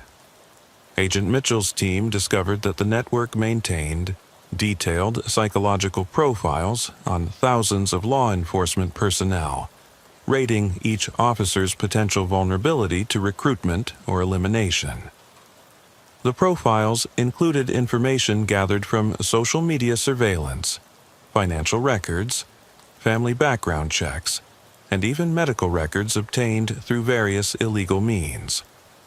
Officer Coleman's profile had rated him as low recruitment potential, but high intelligence value due to his methodical approach to crime scene investigation and his regular contact with evidence that could be valuable to criminal organizations. The network had been planning to eliminate Coleman after using him to gather intelligence about ongoing investigations in his department. The profile system was so detailed that it included assessments of officers' personalities, work habits, family relationships, and potential psychological triggers that could be used for manipulation. Each profile contained recommendations for the most effective methods to approach, recruit, or eliminate the individual officer. The scope of Reed's anti-law enforcement conspiracy became clear when Agent Mitchell's team discovered that the network had been coordinating with criminal organizations across the country to share intelligence about police operations and eliminate law enforcement threats systematically. The network served as a specialized service provider to organized crime, offering surveillance, intelligence gathering, and elimination services targeted specifically at law enforcement personnel. Reed's organization had essentially created an industry focused on hunting police officers, with specialized techniques, equipment, and personnel dedicated to neutralizing law enforcement threats to criminal operations. The network's success had encouraged similar organizations to develop in other regions, creating what federal investigators described as a law enforcement elimination economy. The financial records seized from Reed's network showed that they had generated over $15 million in revenue over 4 years by providing anti-law enforcement services to criminal organizations. The network charged different rates for different services. Intelligence gathering cost $5,000 to $25,000 per target, depending on the officer's rank and access to sensitive information. Corruption or recruitment services cost $50,000 to $200,000 per officer. Elimination services cost $500,000 to $1 million per target, depending on the officer's profile and the complexity required to make their disappearance appear routine. The investigation revealed that Reed's network had been expanding rapidly, with plans to establish operations in additional states and to develop international connections with similar organizations in other countries. The network's business plan, found in Reed's personal files, projected revenue growth of 300% over the next 5 years, based on expanding demand for anti-law enforcement services from organized crime groups. The full horror of Reed's anti-law enforcement network was revealed when federal investigators discovered that the organization had been operating what they called police hunting preserves, remote facilities where law enforcement personnel were held, tortured, and ultimately murdered for the entertainment of clients who paid premium prices to watch the systematic destruction of police officers. Agent Mitchell's team found evidence that the network had been selling access to live-streamed torture sessions featuring captured police officers to buyers around the world. The sessions were marketed to individuals with specific interests in seeing law enforcement personnel reduced to helpless victims through systematic psychological and physical torture. The discovery of this law enforcement snuff market added international dimensions to the case and revealed that Reed's network was part of a global industry focused on the exploitation and murder of police officers for profit and entertainment. Detective Russell's investigation into the network's financial records showed that individual torture sessions featuring police officers were being sold for amounts ranging from $50,000 to $200,000, depending on the victim's rank, experience, and the duration of the torture program. The network had generated over $3 million in revenue from these sessions over the past 2 years. The torture facilities were equipped with professional-grade streaming equipment, multiple camera angles, and sophisticated audio systems that allowed clients to hear every sound made by the victims. The facilities were designed to maximize the psychological impact of the torture while providing optimal viewing experiences for paying clients. Most disturbing was the discovery that some of the network's clients were individuals with connections to law enforcement agencies, including retired officers, police commissioners, and even federal agents who had developed sadistic interests in watching their former colleagues being systematically destroyed. Agent Mitchell's team found client databases containing over 300 names from around the world, including law enforcement personnel from the United States, Europe, and Australia. The international scope of the client base suggested that the market for police torture entertainment was much larger than anyone had imagined. The client list found in Reed's files included names that sent shockwaves through law enforcement leadership across multiple agencies. Among the buyers were individuals who had access to sensitive law enforcement information and who had been using that access to help Reed's network identify and target specific officers for capture and torture. Detective Chief Patricia Williams of the Los Angeles Police Department was among those named as clients who had purchased access to torture sessions featuring officers from her own department. Williams had been using her position to provide Reed's network with intelligence about officers who were involved in internal affairs, investigations, or who posed potential threats to corruption networks within the LAPD. Officer Coleman found himself dealing with the psychological impact of knowing that people within law enforcement had been paying to watch police officers being tortured and murdered. The realization that some of the people he had worked with or looked up to were consumers of police torture entertainment created a lasting trauma that affected his ability to trust anyone within the law enforcement community. The worst part wasn't just knowing that criminals were hunting us, Coleman told Dr. Harris during his mandatory psychological evaluation.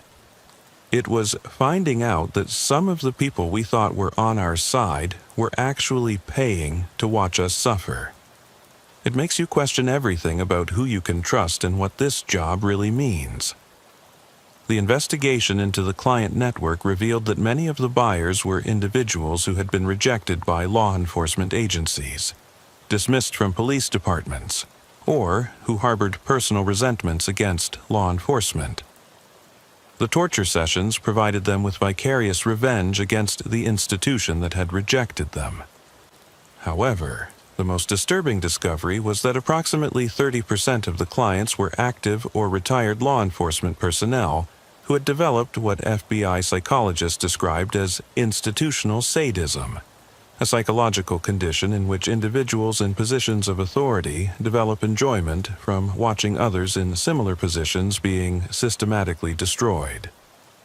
Agent Mitchell's team found evidence that some clients had been providing suggestions for specific torture techniques or requesting that certain types of officers be targeted for capture. The network had developed a custom service where clients could request that specific officers be captured and subjected to particular types of torture programs designed to satisfy the client's specific interests. The investigation revealed that Reed's network had been planning to expand their operations significantly, with proposals to establish police hunting reserves in rural areas where captured officers could be held for extended periods and subjected to increasingly elaborate torture programs for paying clients. The network's business plan, found in Reed's personal files, outlined methods for capturing entire police units during staged emergencies, allowing clients to observe the systematic breakdown of police teamwork and command structures under extreme stress. The plan included detailed cost analyses for different types of torture programs and projected revenue growth based on expanding their client base internationally. One particularly disturbing aspect of the business plan was the proposal to create police breeding programs, where officers would be held long-term and forced to produce children who would be raised in captivity and eventually tortured as entertainment for clients interested in second-generation law enforcement victims.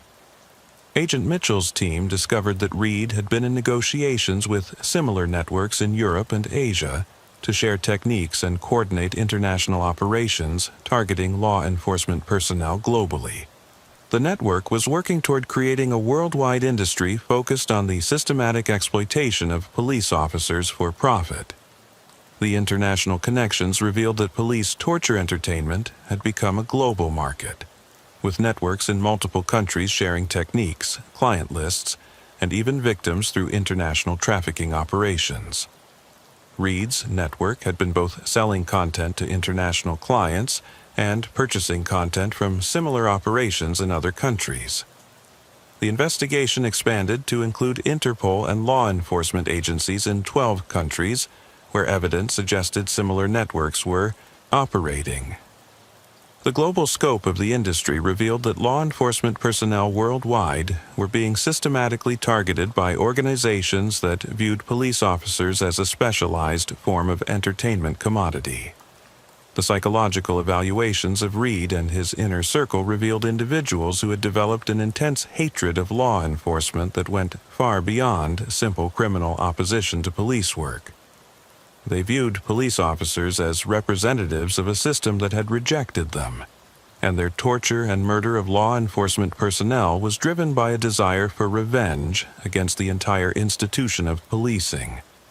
Reed, during his psychological evaluation, showed no remorse for the torture and murder of police officers, instead expressing satisfaction that he had been able to show them what it feels like to be helpless and abandoned by the system they served. His psychological profile described him as suffering from narcissistic personality disorder combined with sadistic tendencies that had been exacerbated by his dismissal from law enforcement. The evaluation noted that Reed's intelligence and law enforcement background had allowed him to create one of the most sophisticated revenge fantasies ever documented in criminal psychology. The psychological evaluation also revealed that Reed had been planning even more elaborate torture programs, including scenarios where police officers would be forced to torture their own colleagues while being recorded for client entertainment. Reed's vision included creating a police torture university, where captured officers would be systematically broken down and then forced to participate in breaking down newly captured officers. The network's other members showed similar psychological profiles, with most being former law enforcement personnel who had developed intense resentment toward their former colleagues and departments. Their intimate knowledge of police psychology and procedures had been weaponized through their psychological disorders to create systematic torture programs specifically designed to cause maximum suffering to law enforcement personnel. Kyle Morrison, Reed's second-in-command, had developed what psychologists described as a police persecution complex, in which he believed that law enforcement as an institution was fundamentally corrupt, and that police officers deserved to be systematically eliminated as a service to society. Morrison had convinced himself that the torture and murder of police officers was a form of public service that would ultimately benefit communities by eliminating what he saw as an oppressive force. The trial of Reed and his network members revealed details about their operations that were so disturbing that much of the testimony was sealed to protect the families of victims, and to prevent copycat operations from developing. The evidence presented included recordings of torture sessions, detailed torture protocols, and financial records showing the scope of the network's operations. The trial lasted 8 months and included testimony from over 200 witnesses, including surviving torture victims, family members of murdered officers, and law enforcement personnel who had been targeted by the network. The psychological impact on everyone involved in the trial was severe, with multiple jurors requiring counseling and several attorneys requesting transfers to other cases. Reed was convicted of 37 counts of first-degree murder, along with numerous charges related to torture, conspiracy, racketeering, and international trafficking. He was sentenced to death, becoming the first person in federal history to receive the death penalty, specifically for systematic torture and murder of law enforcement personnel. During his sentencing hearing, Reed addressed the court with a statement that chilled everyone present. "You can kill me, but you can't kill the idea. There are others who share my vision of a world where police officers understand what it feels like to be truly helpless. The work will continue with or without me." The other network members received sentences ranging from life imprisonment without parole to death, depending on their level of involvement in the torture and murder operations. Several former police officers who had provided intelligence to the network received sentences of 25 years to life for their betrayal of their colleagues. Kyle Morrison was sentenced to life without parole and showed no remorse during his sentencing hearing. He told the judge, "Every police officer who dies at our hands represents justice for the communities they oppressed. We provided a service that society needs but is too cowardly to acknowledge." The international clients who had purchased access to the torture sessions faced varying legal consequences depending on the jurisdiction where they resided. Several retired law enforcement officials in the United States were charged with conspiracy and received sentences of 10 to 20 years. International clients faced similar charges in their home countries, leading to arrests and prosecutions across multiple continents. Detective Reynolds, despite surviving his ordeal, was never able to return to law enforcement. The psychological trauma he had endured left him unable to function in any capacity that involved law enforcement work, and he required ongoing psychiatric treatment for severe post-traumatic stress disorder and survivor's guilt related to the officers who had died in captivity. Reynolds' testimony during the trial provided the most detailed account of the network's torture methods and their psychological impact on law enforcement personnel.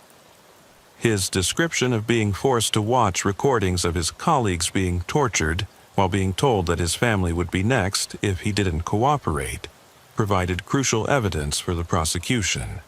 "They didn't just want to kill us," Reynolds told the court during his testimony. "They wanted to destroy everything that made us police officers: our sense of duty, our willingness to protect others, our faith in the system we served. They wanted to turn us into broken, helpless victims who would serve as entertainment for people who enjoyed watching police officers suffer." Officer Coleman was promoted to detective and assigned to a new federal task force focused on investigating threats to law enforcement personnel. His discovery of Reed's network led to fundamental changes in how police departments approach officer safety and threat assessment.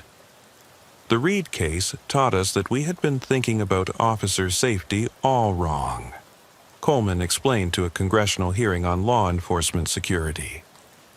"We prepared for threats from the criminals we were investigating, but we never imagined that someone would create an entire industry focused on hunting police officers specifically because they were police officers." Coleman's work with the federal task force led to the identification of 3 additional networks that had been inspired by Reed's operation. The task force's investigations prevented these networks from reaching operational status and resulted in the arrest of over 50 individuals who had been planning similar operations targeting law enforcement personnel. Detective Russell became the head of a new FBI unit focused on investigating organized threats to law enforcement, with particular emphasis on identifying former law enforcement personnel who might pose threats to their former colleagues. Her work has led to the prevention of several similar networks from developing to the operational level. Russell's unit developed new protocols for monitoring former law enforcement personnel who had been dismissed for misconduct or who had expressed hostility toward their former agencies. The protocols included psychological evaluations, financial monitoring, and surveillance of online activities to identify individuals who might be planning operations against law enforcement personnel. The abandoned shopping center where Coleman had first discovered evidence of Reed's network was converted into a memorial for law enforcement personnel killed in the line of duty, with a special section dedicated to the officers who died at the hands of Reed's organization. The memorial serves as a reminder that police officers face threats not just from criminals, but from people who understand law enforcement well enough to exploit its vulnerabilities. Agent Mitchell continues to investigate similar networks and has identified evidence suggesting that Reed's organization was part of a larger trend toward systematic targeting of law enforcement personnel by organized criminal groups. His unit has documented at least 12 other operations that appear to have been inspired by or modeled after Reed's network. The case fundamentally changed how law enforcement agencies approach internal security, with new protocols for background investigations, ongoing psychological evaluations, and threat assessment procedures designed to identify potential insider threats before they can cause damage to operations or personnel. Perhaps most significantly, the case led to the recognition that law enforcement personnel require protection, not just from external criminal threats, but from people within their own community who have developed homicidal resentment toward the institution of policing itself. The international law enforcement community established new protocols for sharing intelligence about threats to police personnel, recognizing that the market for police torture entertainment was a global phenomenon that required coordinated response efforts across multiple countries. Officer Coleman's routine check of an abandoned vehicle had ultimately revealed that police officers were being systematically hunted by people who understood law enforcement better than the officers themselves understood the threats they faced. The black Impala in the empty parking lot had been the first visible evidence of a conspiracy that treated police officers not as guardians of public safety, but as prey in an elaborate hunting operation designed to satisfy the sadistic impulses of people who had turned their knowledge of law enforcement into a weapon against the officers who had once been their colleagues. Today, when police officers across the country conduct routine abandoned vehicle investigations, they are trained to recognize that sometimes the most dangerous discoveries are those that appear to be routine. Coleman's experience serves as a permanent reminder that in law enforcement, the most innocent-seeming situations can reveal horrors that most officers never imagined they might encounter, and that the greatest threats sometimes come from people who know exactly how police officers think and how they can be manipulated, captured, and destroyed. The legacy of Reed's network continues to haunt law enforcement agencies worldwide. Despite the arrests and prosecutions, investigators have found evidence that similar operations continue to develop in other regions, suggesting that the systematic targeting of police officers has become a permanent feature of organized crime operations. The psychological impact on law enforcement personnel has been lasting and severe. Many officers report feeling vulnerable in ways they never experienced before, knowing that their profession itself makes them targets for systematic persecution by people who understand their training, their procedures, and their psychological vulnerabilities better than they understand them themselves. As Agent Mitchell noted in his final report on the case, Reed's network demonstrated that police officers face a new category of threat that we were never trained to recognize or defend against. The people hunting us aren't just criminals. They're people who understand law enforcement as well as we do, and who have weaponized that knowledge against us. This represents a fundamental change in the nature of police work that we're still learning to address. The case serves as a permanent reminder that law enforcement officers, in their dedication to protecting others, have created vulnerabilities that sophisticated criminals can exploit. The trust, brotherhood, and sense of duty that make police officers effective also make them potential victims of people who understand these characteristics well enough to turn them into weapons against the officers themselves, lured and murdered. The realization that some of the people he had worked with or looked up to were consumers of police torture entertainment created a lasting trauma that affected his ability to trust anyone within the law enforcement community. The worst part wasn't just knowing that criminals were hunting us, Coleman told Dr. Harris during his mandatory psychological evaluation. It was finding out that some of the people we thought were on our side were actually paying to watch us suffer. It makes you question everything about who you can trust and what this job really means. The investigation revealed that Reed's network had been planning to expand their operations significantly, with proposals to establish police hunting reserves in rural areas where captured officers could be held for extended periods and subjected to increasingly elaborate torture programs for paying clients. The network's business plan, found in Reed's personal files, outlined methods for capturing entire police units during staged emergencies, allowing clients to observe the systematic breakdown of police teamwork and command structures under extreme stress. The plan included detailed cost analyses for different types of torture programs and projected revenue growth based on expanding their client base internationally. Agent Mitchell's team discovered that Reed had been in negotiations with similar networks in Europe and Asia to share techniques and coordinate international operations, targeting law enforcement personnel globally. The network was working toward creating a worldwide industry, focused on the systematic exploitation of police officers for profit. The psychological evaluations of Reed and his inner circle revealed individuals who had developed an intense hatred of law enforcement that went far beyond simple criminal opposition to police work. They viewed police officers as representatives of a system that had rejected them, and their torture and murder of law enforcement personnel was driven by a desire for revenge against the entire institution of policing. Reed, during his psychological evaluation, showed no remorse for the torture and murder of police officers, instead expressing satisfaction that he had been able to show them what it feels like to be helpless and abandoned by the system they served. Details about their operations that were so disturbing that much of the testimony was sealed to protect the families of victims and to prevent copycat operations from developing. The evidence presented included recordings of torture sessions, detailed torture protocols, and financial records showing the scope of the network's operations. Reed was convicted of 37 counts of first-degree murder, along with numerous charges related to torture, conspiracy, and racketeering. He was sentenced to death, becoming the first person in federal history to receive the death penalty, specifically for systematic torture and murder of law enforcement personnel.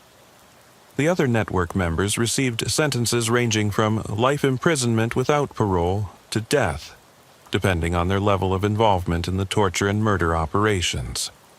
Several former police officers who had provided intelligence to the network received sentences of 25 years to life for their betrayal of their colleagues.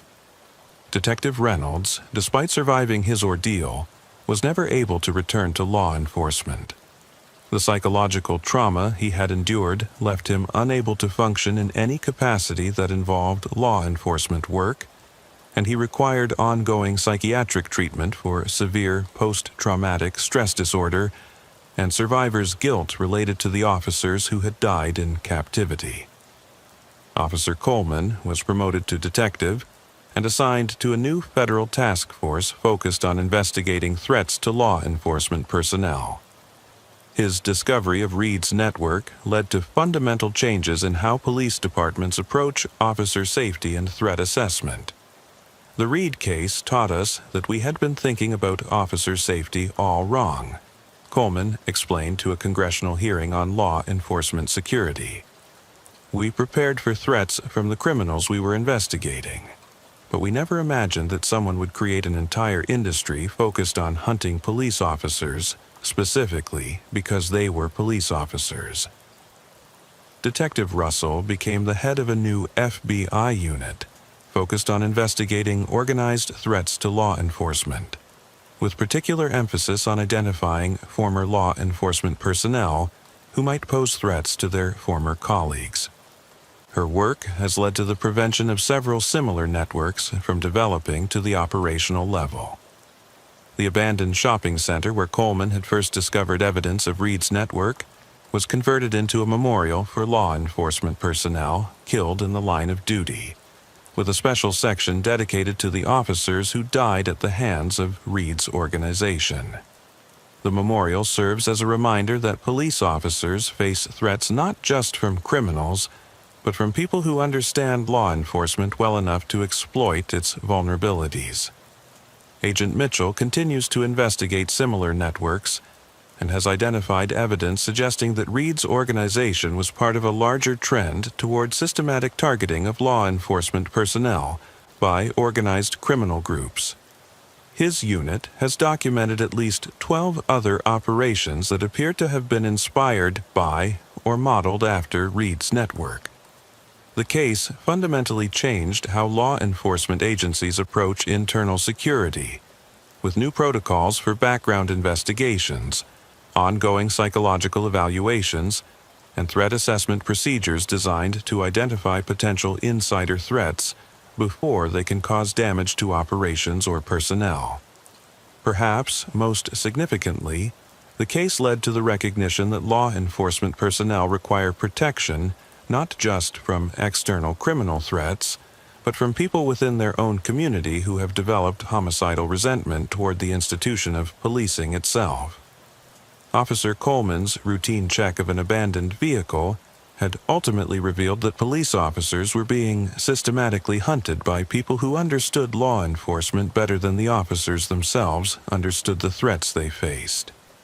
The black Impala in the empty parking lot had been the first visible evidence of a conspiracy that treated police officers not as guardians of public safety, but as prey in an elaborate hunting operation designed to satisfy the sadistic impulses of people who had turned their knowledge of law enforcement into a weapon against the officers who had once been their colleagues.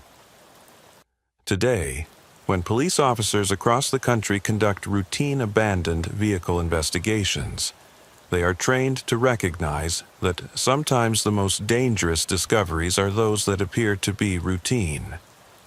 Coleman's experience serves as a permanent reminder that in law enforcement, the most innocent-seeming situations can reveal horrors that most officers never imagine they might encounter, and that the greatest threats sometimes come from people who know exactly how police officers think and how they can be manipulated, captured, and destroyed.